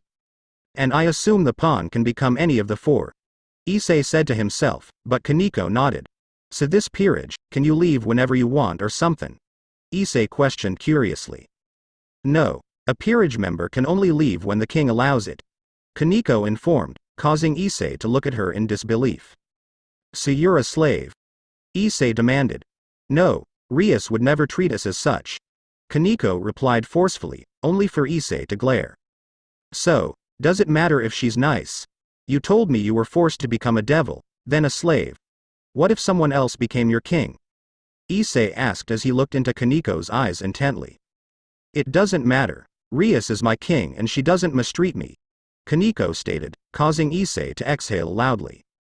But you're still a sav, Issei announced. Do you not see anything wrong with that? No matter how nice she treats you, you still have no free will, Issei asked softly. Kaneko closed her eyes for a few seconds, before she opened them. While I may be a slave, I don't hate Rias because of it. I'd rather live with a master that treats me fairly. Then live with a master that abuses me. Kaneko replied evenly, getting a sigh from Issei. Fine, but if Rias starts to abuse you, I will personally take care of it, Issei declared. Kaneko could tell Issei was being truthful and caring in his own way. Whatever. Kaneko agreed if Rias ever started abusing her, then she didn't care if Issei did something about it, though he would have to face the wrath of her bother. If you do hurt Rias, you'll have to watch out for her brother, she warned, getting a shrug from Issei. I can handle it, Issei replied uncaringly. Her brother is the Lucifer, Kaneko stated. Bull fucking shit. Issei said calmly. Her brother is not the morning star. He stated. He got into the habit of calling Lucifer, the morning star, from hearing Cinder say it so many times. He isn't, that's his title. Kaneko informed, causing Issei to sigh. Good thing Cinder isn't here. She would throw a bitch fit if she heard this. Issei commented. If she got pissed at the devils for calling themselves devils, then she would furious if they called themselves Lucifer. Anyways, off the subject of slavery and devils, do you have anything planned for today? Issei asked to the white-haired girl. I do have a few contracts I have to complete, so I won't be able to hang out. Kaneko admitted, getting a nod from Issei. He understood that Kaneko still had her jobs to do. Issei glanced at his clock and sighed. I think you should be heading out. Issei suggested, getting a nod from Kaneko. The teen watched as Kaneko left for the academy, before he leaned back and ran a hand through his brown hair. Issei stood up and walked around his apartment, then into his room. What to do? Issei muttered to himself before he shrugged and opened his closet. The teen took out a pull-up bar. Issei attached the bar to his doorframe and began to do pull-ups. I really need to stay in shape. Issei thought to himself. Ever since he awoke in the darkness, he started to neglect his usual routine. With fighting supernatural creatures and his hitman side job, his body was naturally pretty fit already, but it still helps to work out. While Issei was doing his workout routine, he began to zone out. There's really no reason for me to stay here anymore. Issei mused as he continued to do pull-ups. I've already learned what I could about the creatures here. But, I know I can't take them all out, yet anyways. The only reason I am staying here is because of Kaneko. He thought, before he dropped from the pull-up bar and turned to face it. After he stretched his arms, he grabbed onto the bar and pulled himself up, and then wrapped his legs around the bar. When Issei was upside down, he began to do sit-ups. No matter what happens, I will stay for Kaneko. Issei declared to himself. She was genuine sad when I was hurt. She tried to protect me even if she knew I had less than good thoughts about devils. I will repay her kindness, even if it means to slaughter all the devils that oppressed her. He contemplated, as he dropped from the pull-up bar. Issei unattached the pull-up bar from the doorframe and placed it back in his closet. Phew, now what? Issei asked to himself. The teen glanced around before he had an idea and turned off the lights. Issei sat in the center of his apartment. The teen looked at his hand and focused. After a few seconds, black and purple smoke began to envelop his arm and hand. The smoke compacted itself onto Issei's skin, creating a dark silver and yellow organic-looking armor. Whoa! Issei muttered when he held up his armored arm and hand. He flexed his fingers and saw shiny, deadly-looking claws. Issei touched one of his clawed fingers. Ow! Fuck! The teen sounded, when his clawed finger cut his unarmored finger. Issei watched as black smoke envelop his wound. When the smoke dispersed, the cut was gone. Cinder said the darkness responded to me imagination, my will and my mind. So if I think of a blade, Issei began as black smoke formed in his hand and compacted, forming a throwing dagger. Issei smirked as he threw dagger and watched as it embedded itself into the wall. I'm going to have so much fun with this. Issei muttered to himself, before he glanced around and remembered how he traveled through the shadows. Issei formed another darkness dagger and aimlessly threw it into a shadow. As soon as the dagger passed into the shadow, it vanished. The dagger flew out of Issei's shadow and embedded itself into the ceiling. Interesting, Issei muttered to himself. I personally don't have to go into shadows to control them. I can send objects through them, too. He mused. This is perfect. Issei announced to himself. The teen placed one of his pistols under his couch.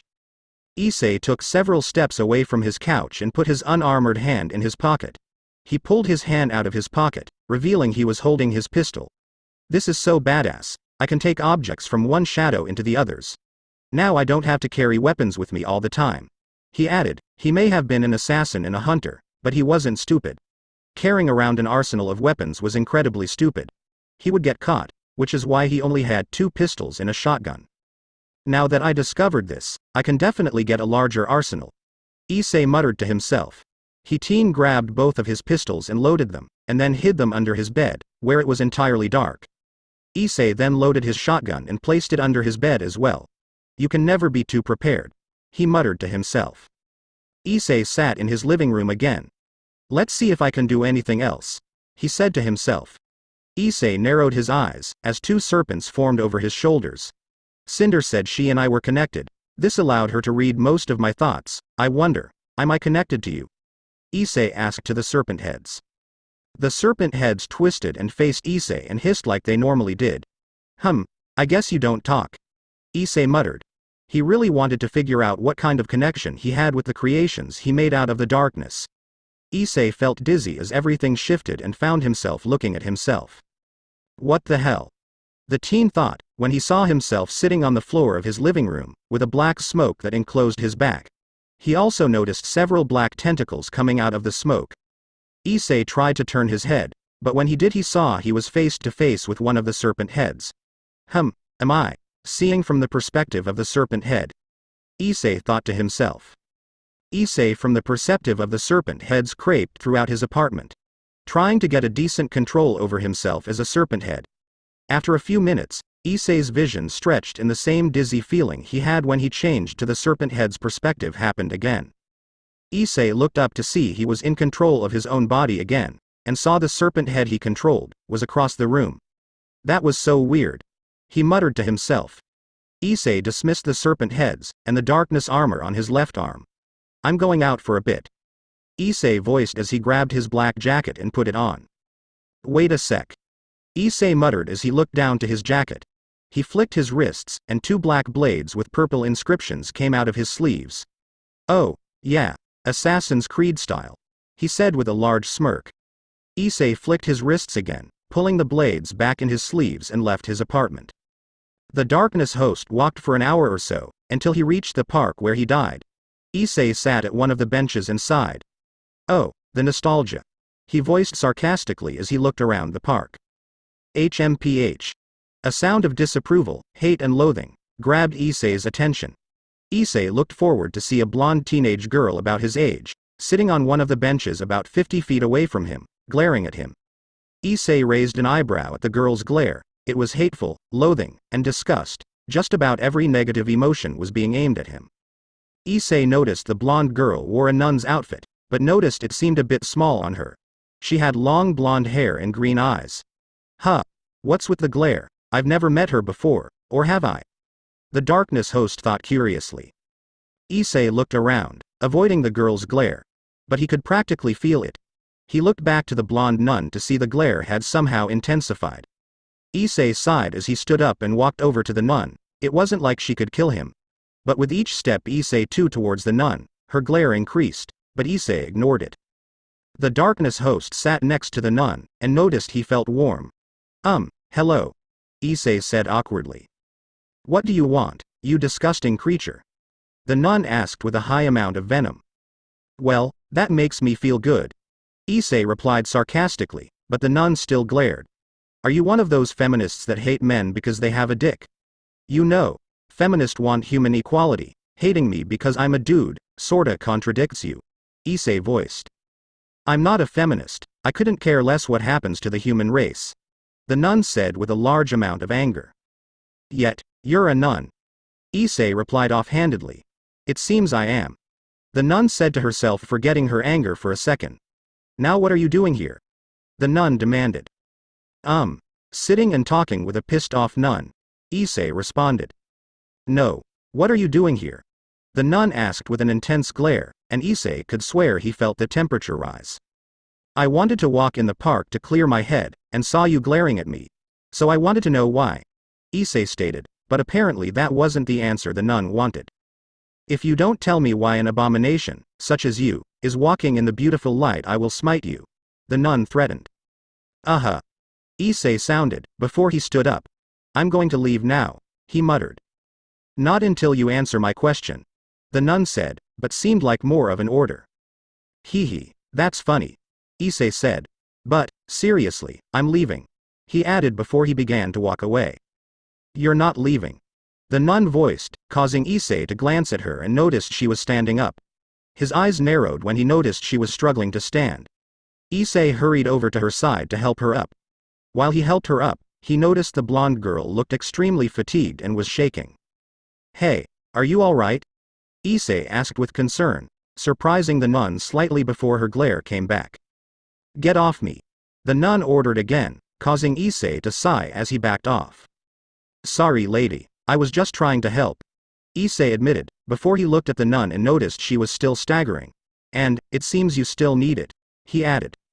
"Stay back," the nun ordered as she went back to glaring at Issei. "Look, lady. I don't know what your problem with me is, but it looks like you could use some help. I'm trying to help you," Issei offered, and he noticed the glare the nun was sending to him weakened slightly again. "I don't need your help," the nun snapped. "I'm sorry if I've offended you, but you shouldn't be out here alone," Issei insisted. "Please, let me help you," he added, when the nun's step kept faltering and she almost fell, only for Issei to catch her. The teen stood the nun back up. "How did you even get out here, and why?" Issei asked curiously to the nun. "I came out here for the sunlight, and why, you should know," the nun said angrily, which impressed Issei, since she looked so tired. "How would I know? I've only known you for a few minutes," Issei said in genuine confusion, and the nun looked at him in surprise. "You don't know who I am?" the nun asked uncertainly. "You're a nun. Who's irritated by my presence? While I'm not much a religious person, I do respect most of, if not all, the nuns out there." Issei informed he was raised in an orphanage after all. "So please, can I take you to a hospital?"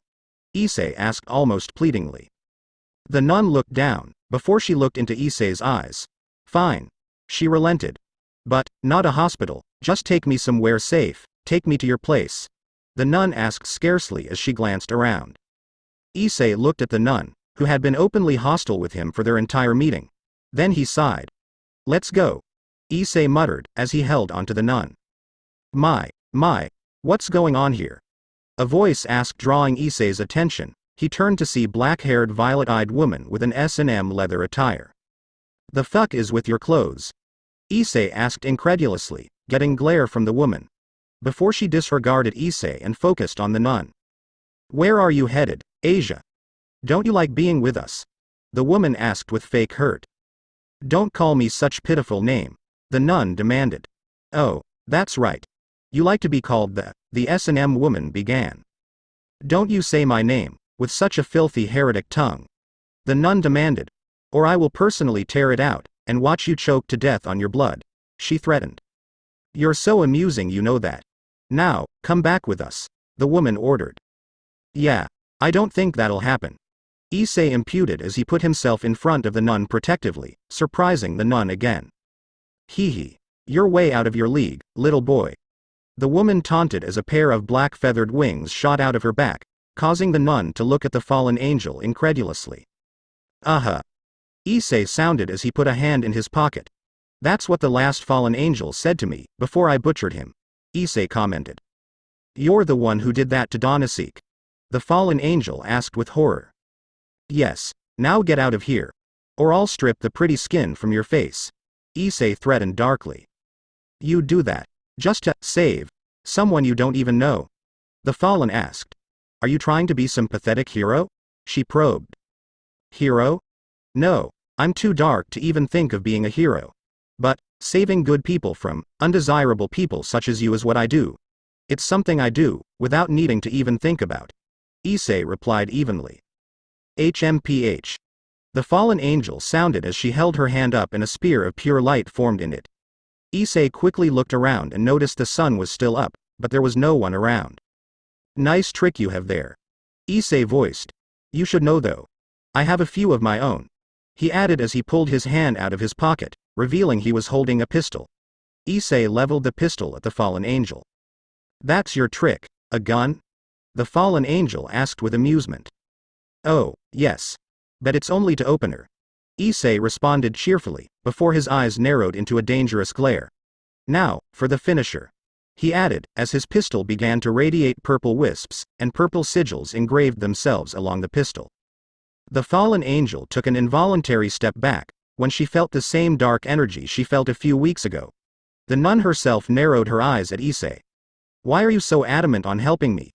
You have the darkness in you, you should know what I am, why?" the nun thought to herself. The fallen angel glared at Issei, before she threw her spear of light at him. Issei twisted around spear the light, and aimed the darkness-empowered pistol under her chin and fired. But the fallen angel leaned back before the bullet hit her. While the fallen angel was distracted, Issei turned and elbowed her in the stomach, causing the fallen to stagger back. Issei turned again and sent a high kick to the fallen's face. "You little shit." The fallen angel muttered to herself as she formed several spears of light.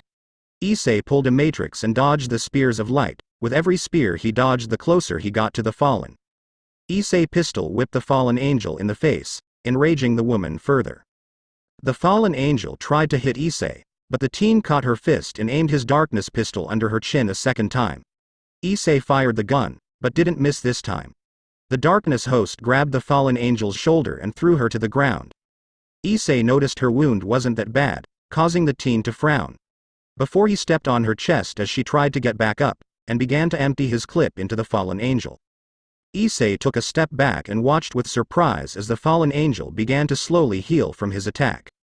"Come on, we have to go," Issei said as he held onto the nun's hand, as he tried to lead her to his place. "Where do you think you're going?" An angry voice demanded, causing Issei to turn and face the fallen angel. To see she was standing up, with blood coming out her mouth. "Oh, come on," Issei muttered to himself. "You think that your mortal weapons could kill me?" The fallen angel asked incredulously as the wounds in her chin and throat healed. "To be honest, I kinda did," Issei admitted, as he pulled his hands into the sleeves of his jacket. In one quick movement, Issei pulled 2 darkness knives from the shadows in his sleeves, and then threw them at the fallen angel. When the knives flew through the air at blinding speeds, they created the sound of whipping air. Before the knives could impale the fallen angel, they disintegrated into black wisps of smoke, when the fallen angel created a spear of light. "I'm starting to hate that shit," Issei muttered to himself when he saw another spear of light. "It seems your tricks have a glaring flaw. But don't worry, I'll kill you painlessly," the fallen angel taunted. "Well, thank you, it must be my birthday," Issei responded sarcastically as he put his hand in his jacket. "Wait a minute. Don't I know you from somewhere?" the fallen angel said. "Oh, you're Issei. Oh, I remember you," she said, getting a raised eyebrow from the teen. "I was sent to seduce and kill you," she said gleefully. "But I couldn't with that disgusting devil hanging around you," the fallen angel informed, causing Issei to narrow his eyes slightly. "It seems fate gave me a chance to finally rid the world of you," she added. "Hey fallen angel, before you kill me, there's one thing you should know," Issei said, getting a look from the fallen angel. "I'm packin'," he added as he pulled his hand out of his jacket, revealing a sawed-off pump-action shotgun in his hands. A loud thunder-like sound tore through the area as Issei fired a darkness-enhanced shotgun round into the chest of the fallen angel. The fallen angel was sent flying back due to the extreme force the darkness-enhanced shot extruded on her. Issei sighed in relief when he saw the fallen angel was sent into a tree and wasn't moving. "Come on, we better get out of here," Issei voiced to the nun. "You know, she's going to get back up, right?" the nun reminded. "Yes, but it'll take time," Issei replied as he crouched in front of the nun. "Get on. You're in no condition to move now," Issei voiced, causing the nun narrow her eyes at Issei for a few seconds, then to the fallen angel, and then back to Issei. "I promise I won't do anything bad," Issei promised. The nun continued to look between Issei and the fallen angel for a few seconds, before she reluctantly got onto Issei's back and wrapped her arms around his neck. "If you do anything to me, I'll smite you out of existence," the nun threatened. Issei sounded, not really believing her threat, but respected it. While the darkness host was carrying the nun to his place, the blonde girl looked at Issei in confusion. "What is going on? The darkness host was never civil with me." "Well, I was never civil either, but this is entirely strange," she thought, before she narrowed her eyes. "It's probably some elaborate trap. Killing me when I'm at my weakest, that sounds like something the vile darkness would do," the blonde thought. "Are you alright, back there?" Issei asked when he felt the blonde tighten her grip around him. "HMPH. The nun sounded. "Oh, so we're back to square one again. Just my luck," Issei muttered to himself. While Issei walked quickly through the park, looking for the end of it, the sound of clicking and guns cocking grabbed his attention. He turned around, with the nun on his back, and saw dozens of men with clerical clothing. "Release our sister, you devil bastard," one of the priests demanded. Issei looked at the priest and sighed, when he noticed the priest had the insane look Fried had. How about, no, douchebag? Issei replied as his eyes darted between the group of priests and the forest that was near them. You can stop now. The nun said to Issei. What, but they're trying to get you? Issei said bewildered. It doesn't matter. I know what you're planning, she admitted. What are you talking about? Planning? By all means tell me my master plan, Issei asked indignantly. You want to kill me? The nun informed. That is the most paranoid shit I've ever heard. I want to help you. Why can't you understand that? Issei demanded. The nun glared at Issei. Because I know that one thing the darkness would never do. And that is help me. The blonde forced out. The darkness, how do you know about that? Issei asked suspiciously. I would know the stench of the darkness anywhere, it is my mortal enemy after all. The nun said, causing Issei to tense entirely and freeze. You're, the Angelus. Issei stuttered out, when he realized who and what was on his back. You didn't know? The Angelus asked surprised. Well no, from what I know of the Angelus, she has large angelic wings, horns, golden armor. She radiates pure light and all that stuff. Issei explained. I also know the Angelus would personally kill me, but you didn't. You just glared. Issei stated as he glanced at the priests surrounding them. HMPH. The Angelus sounded. Speaking of which, why didn't you attack me? It's the middle of the day. You should be at your most powerful. Hell, if you wanted to, you could wipe all of these pathetic assholes in an instant, Issei said. I know. The Angelus sighed out. Then why don't you, I don't know, use your light mojo on these assholes? Issei said as the priests slowly approached. Because.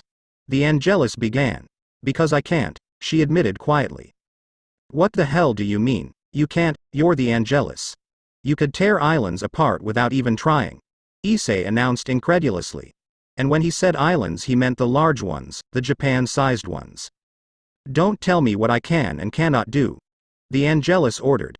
Issei sighed, and slowly took steps towards the shady forest. He was glad their conversation was distracting the priests. Then why aren't you killing these guys, or me? Issei asked. My powers have diminished, the Angelus said softly.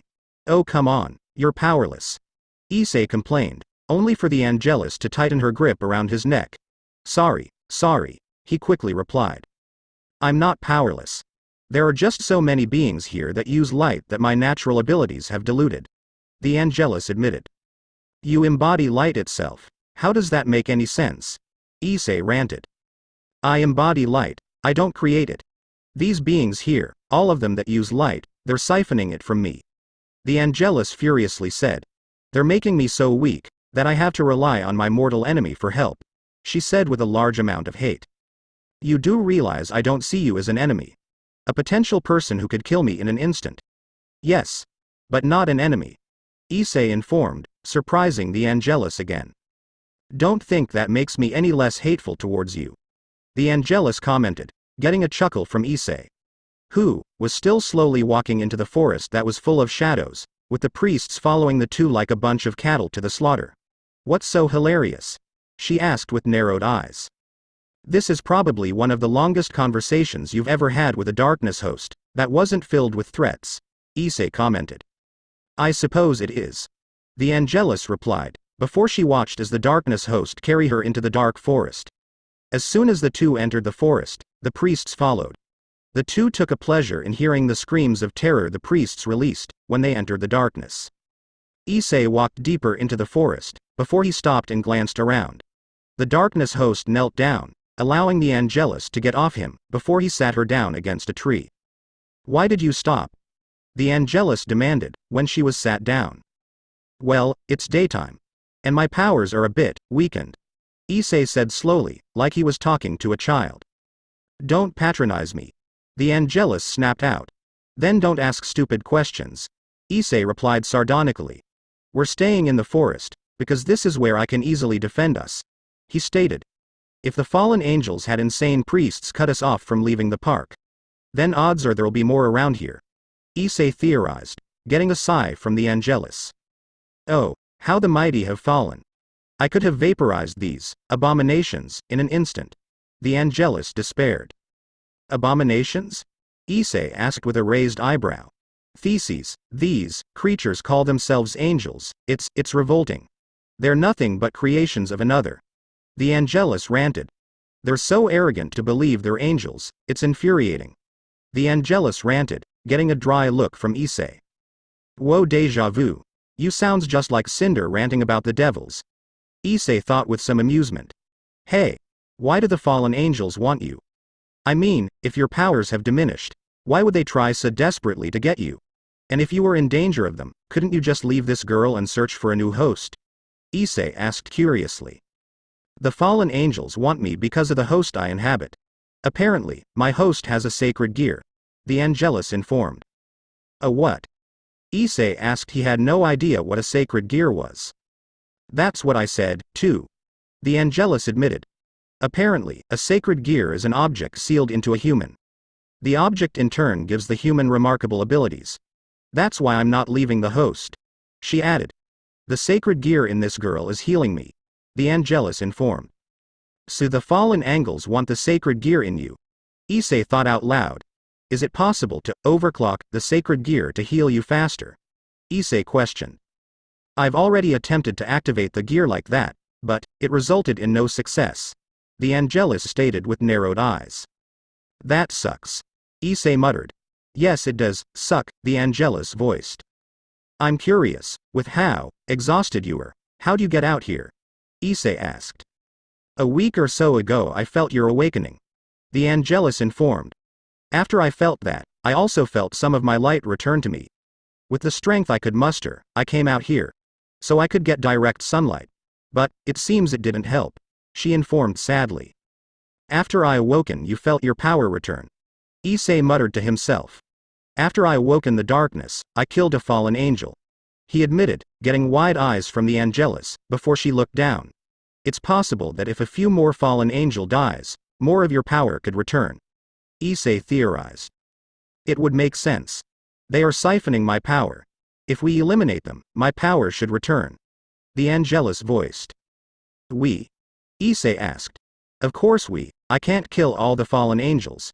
But you can, so if we work together, we can eliminate the fallen angels. The Angelus informed. Yes, I understand the concept of working together. But, you and I, the Angelus and the Darkness host never worked together, well except once. And that created the Witchblade. Issei stated, getting a glare from the Angelus. We're not having sex. The Angelus replied, getting a sigh from Issei. That's not what I meant. I was just stating how rare it is for the two of us to work together. Issei sighed out. But why would I help you kill the fallen angels? Issei asked, getting a confused look from the Angelus. Why wouldn't you? You said you wanted to help me. The Angelus replied. Yeah, I wanted to help you and save you from the fallen angels.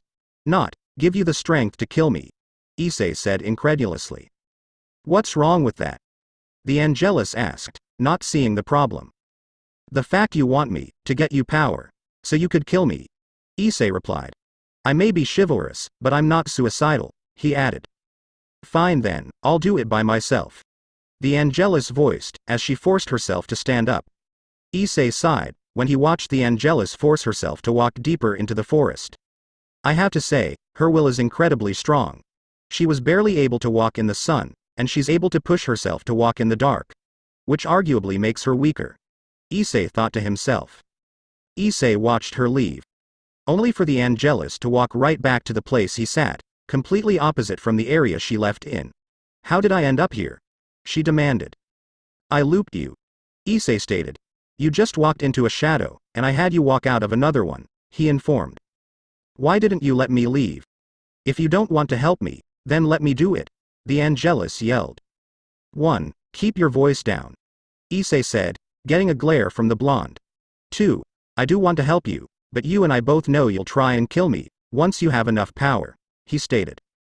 I could say the same. You could try and kill me, the Angelus rebuked. Yes. I could kill you and end this entire feud you and the Darkness have. Issei said, causing the Angelus to tense. But, I'm not, he added. What? The blonde asked somewhat stunned. But, I would do it in an instant. The Angelus voiced. Yes you would. Issei commented offhandedly. He knew how ruthless the Angelus was when it came to fighting the darkness. But, I'm not. He added, causing the Angelus to narrow her eyes. You probably want me to kill me, when I'm at my strongest. Isn't that right? The blonde demanded. No, in all honest I don't care. Issei replied. And besides, why would I fight you when you're at your strongest? If anything, I would fight you at your weakest, so I wouldn't have to do anything. Issei added, causing the Angelus to become defensive. But, like I said, I don't want to kill you, and don't really care about the little feud you have with the darkness, Issei commented. I don't understand. The Angelus muttered to herself. Then what's the point, in anything? She asked. There is no point to anything. Issei said he had a very nihilistic outlook on life. The only point in life is the one you make. Your goal in life is to kill the darkness, but what after that? He asked. After that? She said to herself. The universe would be free of evil and chaos, that's enough for me. The Angelus informed. You know, once the universe would be free of evil and chaos, there would have been no point in killing the darkness. Issei stated. With no evil to define evil, the darkness wouldn't be evil. So you would have killed the darkness for no other reason than, because it existed. And in doing so makes you the evil one. Issei explained, causing the Angelus' eyes to widen. How? How can that be? The Angelus asked to herself. When God made you the Angelus, making the light, justice, and order. In creating you, he created your opposite, the darkness, which is dark, corruption, and chaos. When God decided you were better, the darkness resented it. You took it upon yourself to rid the universe of the darkness. Issei spoke. But, you both are the first beings in existence next to God. You're both in a sense, siblings, you're the yin to its yang. Day to night, good to evil. Without the light, there is no dark, without the good there is no evil. Issei voiced. Without the darkness there is no Angelus. Issei finished. So you're saying if I die, so will the darkness? The Angelus clarified. No. Issei quickly announced. What I'm saying is there is no point in you trying to fight the darkness. That's why I don't fight you, because there is no point in trying to fight the Angelus either. Can't you see that this battle between dark and light is just pointless? Issei said, causing the blonde to look down. You and the darkness fight because you both have very different perspectives. But in the end you both fight for the same thing, your belief. The darkness believes in chaos and evil, you believe in order and justice.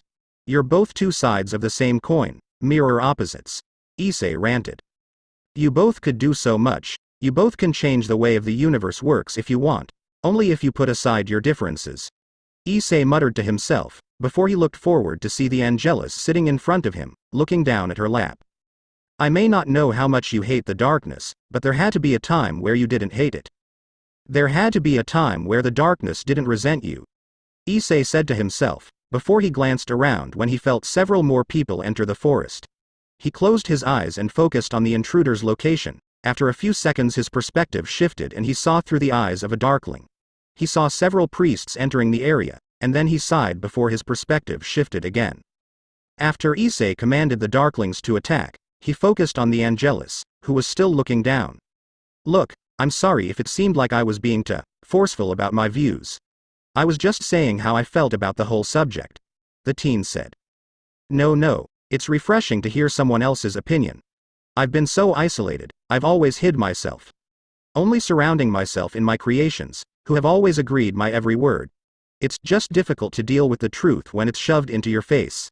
The Angelus muttered, causing Issei to glance around awkwardly. I want to help you get your powers back, I really do.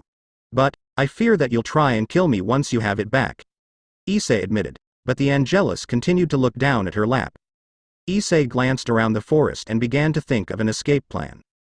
Issei pulled his stakeout shotgun out of the shadows and made sure it was loaded, before he put it on the ground. The teen pulled his two pistols out of the shadows as well, and put them next to the shotgun. The priests are human, so they'll be killed by my guns, but the fallen angels will be a problem. Issei thought, before he looked at the Angelus to see she was still looking down. God. This is going to be a problem.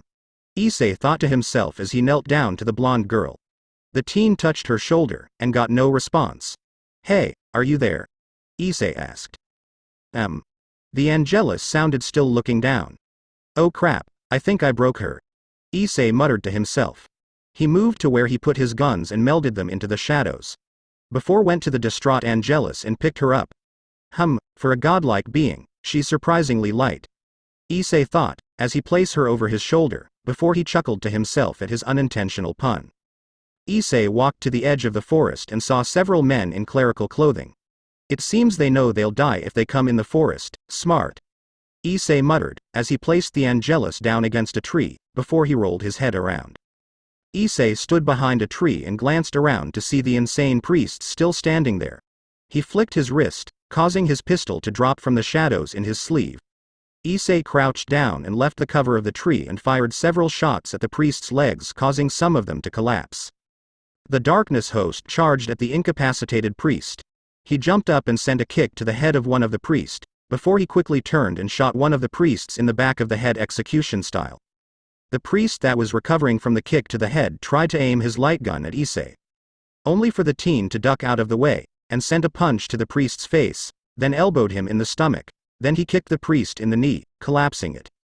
Issei grabbed the priest with the broken leg by the throat, and moved the priest in the way as several priests fired at Issei. The teen used the insane priest as human shield against the light bullets, before he threw the dead human at the priests. The teen ran at the now smaller group of priests, who were reloading their weapons. Issei quickly shot one in the head, killing him. Issei turned and fired another shot into a priest's head, before he glanced around and noticed the others had their weapons loaded. Issei put his hand in his jacket and pulled out his shotgun, before he blew the head off one priest, while shooting another in the head with his pistol. Issei glanced around and noticed there were 3 priests left. That was easy. The teen thought to himself. With the darkness enhancing his stamina, strength and speed, it was pretty easy to kill some insane humans. Issei charged at the 3 priests, before he slid and kicked one of the priest's legs. Tripping the priest, with the priest on the ground, Issei fired a shot from his pistol into the priest's skull. Issei turned and backhand punched a priest, before he Spartan kicked the priest. The darkness host crouched down, avoiding a shot from a priest, before he fired several shots into the priest that shot at him. Issei sounded as he glanced around. He aimed his pistol to his left and fired, just before the priest he kicked shot at him. Issei ejected the clip from his M1911, and then he reloaded it and put it back in his sleeve, then mended it into the shadows, before he did the same to his shotgun. After taking a deep breath, Issei went back to where he placed the Angelus.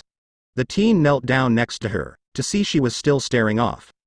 Oh, come on, she's still out of it. Issei muttered to himself. Okay, what would shock the Angelus? Oh, I know, she's totally going to kill me. Issei thought as he cupped his hands around her chin, and turned her face until she was facing him. Issei took a deep breath, before he leaned in and sealed his lips with the Angelus. After a few seconds, Issei leaned back and exhaled, but noticed the Angelus didn't react. Well, that didn't work. Issei muttered to himself, but a smirk formed on his face. I bet I'm the first man to ever kiss the Angelus and lived, he said to himself. The darkness host knelt down to the embodiment of light, then picked her up and placed her over his shoulder. Issei walked out of the forest, but stopped when he heard the sound of clapping. My Issei-kun, that was truly impressive. To take on dozens of exorcists at once, that was truly a great feat. A familiar voice announced. Fuck. Issei muttered, when he glanced to his left to see 3 figures standing near him and recognized one of them. Don't be like that, Issei-kun. The fallen angel he shot in the chest with a shotgun. Now, why don't you be a good little boy and hand over your friend? She ordered. Issei glanced to the Angelus to see she was still zoned out, on his shoulder. How about you take that suggestion, and shove that where the sun don't shine? Issei sarcastically replied. Funny. The fallen angel said with no amusement. Middlet, Calawarner, kill him, and fetch me the girl, she ordered. The 2 other women grew a pair of black wings, and formed light spears, before the charged at Issei. Issei quickly changed the Angelus position until he was hugging her into his chest. Just as he did that, he twisted himself out of the way of several spears of light. Issei summoned his pistol from his sleeve's shadow, before he shot the blonde fallen angel, causing her to stagger back. The darkness host turned again, avoiding another spear. Issei turned and fired another shot at the blue-haired fallen angel. You don't learn, do you? The black-haired fallen angel said, before Issei felt a hot pain in his chest. Issei blinked a few times before he coughed, and blood came out of his mouth. Not again. Issei choked out. As he glanced down and noticed a spear of light going through the left side of his chest, and protruded from the right. He looked forward to see wide green eyes looking at him. Issei held onto the Angelus hand tightly, as he looked at her. Remember what I said. You don't have to fight the darkness, or me. I don't want to fight you. I am the yin to your yang. Issei forced out before he fell back. This is the second time I've died, that sucks. I just hope night falls soon. I don't want to start smelling before I regenerate. Issei thought. The Angelus looked at Issei with wide eyes. She turned to face the three fallen angels, who smiled sweetly at her. Are you going to come with us now, or do we have to mutilate your friend's corpse? The black-haired fallen angel asked. The Angelus clenched her hands slightly, before she forced herself to walk to them. Good girl. The fallen angel voiced darkly. I exist because the darkness exists. If the darkness ends, so do I. We are two sides equal opposite, the Angelus thought to herself, before she glanced at Issei. Issei, your life means I live. I won't allow you to die. Right after you opened my eyes. She thought, before she looked to the three fallen angels next to her. So you finally accepted your ***. The blue-haired fallen angel began, only for a deep red line to appear on her throat, as blood flew out of it. The blonde-haired fallen angel and the blue-haired fallen angel collapsed as a high amount of blood fountained from their throats. What? Asia. The black-haired fallen angel muttered, before she looked down to see the Angelus was holding two small daggers that radiated purple essence. The Angelus glanced down, looking at the two daggers Issei formed out of darkness, before she looked at the fallen angel that tried to control her. My name is not Asia. The blonde said, as she leaned her head back and closed her eyes. The Angelus smirked darkly as she opened her eyes, revealing two golden glowing eyes that bore into fallen angel's eyes. The embodiment of light cast a glance at Issei, who was collapsed on the ground, but had his eyes facing her. You should know, Rainier. That boy you just skewered with a light spear. He was my reason for existence. While I'm sure he'll be fine in an hour or so, I'm a bit upset at what you did. The Angelus voiced, as she was engulfed in a bright light.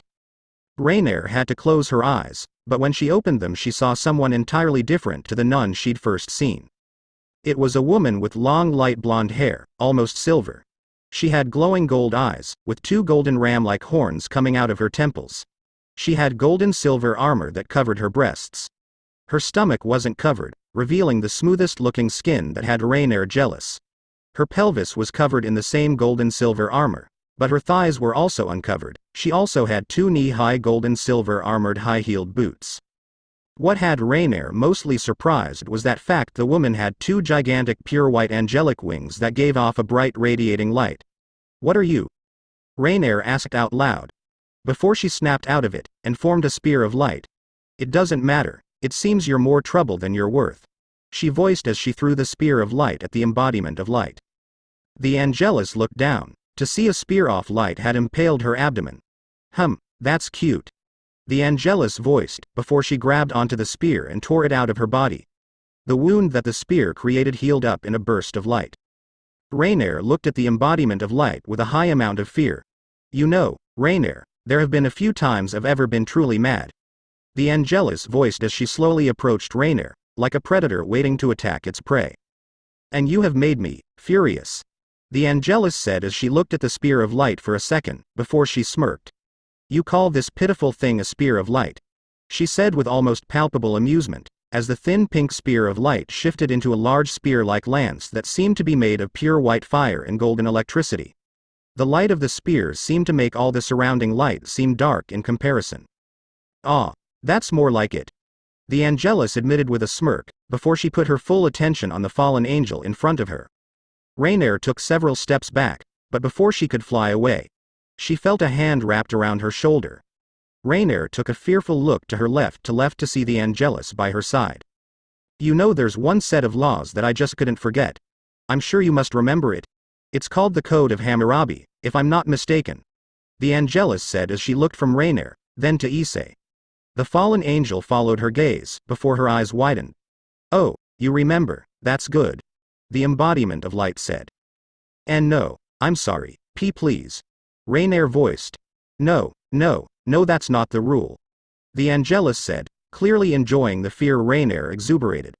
The rule is, eye for an eye, she said darkly as she held the tip of her personal spear of light to the left side of her chest. Please, no, I'll revive Issei for you. You don't have to do this. Rainier begged. Oh, you don't have to revive him. He's probably awake right now, but that doesn't change the fact you tried to take what is mine. The Angelus informed. Before Rainier could beg, the blonde shoved her lance of light through the fallen angel's chest.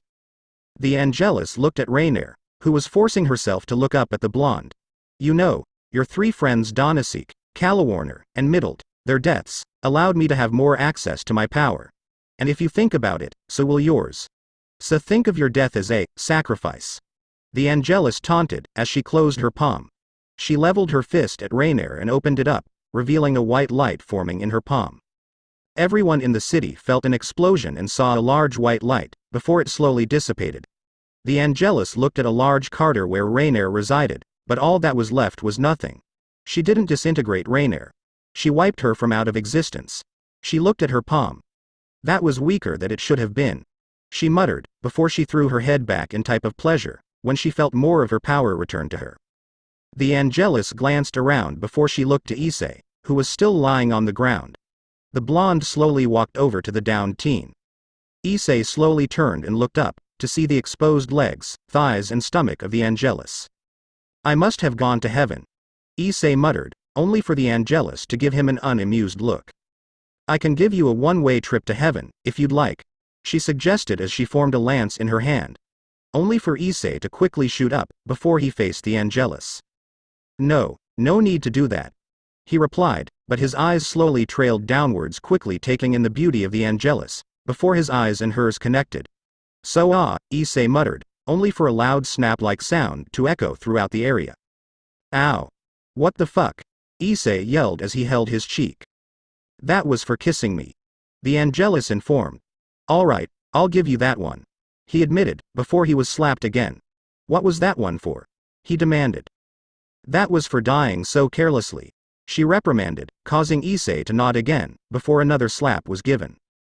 That was for making me kill for you, she informed, getting a sigh from Issei, before another slap was dealt. Okay. What the fuck is up with you slapping me? Issei demanded. The last one was just for fun, the Angelus admitted, getting a look from Issei. The Angelus gave Issei a very soft smile, that if any of the previous Darkness hosts saw, they would have thought she was a different being entirely. What's with the smile? Issei asked. It's nothing, she voiced, before she grabbed the back of Issei's head and pulled it towards her, as she slammed her lips to his. The Angelus forced her tongue into Issei's and explored it. Issei was frozen in surprise, but also a shit ton of fear. The embodiment of light leaned back, and gave Issei a dark smirk. From here on out, Issei, you are mine, the Angelus declared, causing Issei to look awkward.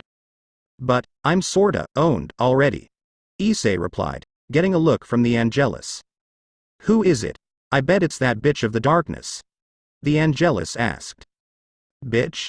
Issei questioned curiously. You know the Darkness is female, right? The Angelus informed. Wait, what? Issei asked, before his eyes widened. Cinder. Ah, fuck, he muttered, when he realized that two godlike beings had the hots for him. Sorry for the late update. I was writing the story and I just got carried away, and ended up writing 5 chapters ahead. Anyway, since this is the 4th chapter, and whenever I post the 4th chapter on Me Other Storied, people start to ask me, who's the protagonist paired with? So here it is, I guess. Kaneko, this was obvious. Cinder * Fem Darkness *, again obvious. The Angelus, again, who didn't see it coming. Lilith. Some people might be surprised, but when I watch Supernatural, I honestly thought her character was hilarious and awesome. And I was kinda pissed that she died, so she's in the harem. Eve, she's from Supernatural too. Again, I thought she was pretty cool, and she was killed off way too early. That's it. I really do not want to add anyone else. Honestly, it's a bitch to add girls to harems. I think 5 is more manageable and more realistic than 15. So Kaneko, Cinder, the Angelus, Lilith and Eve are in the harem. There you go. There's also the fact that Cinder and the Angelus are godlike beings. Lilith is the first demon and is pretty fucking strong. Eve is the mother of all monsters, and Kaneko has the potential to be a SS rank devil like her sister. And for those of you who think Issei was a bit weak this chapter, his powers are based in darkness, so during the day, when the sun is sunning bright, he's pretty much an enhanced human. So don't be dumb and say, oh you're weakening Issei, that's so cliché. Unsubscribe. Anyway, you know, tell how good it was. Or how shitty it was, if you want to be a dick. First, previous ch4 of 16.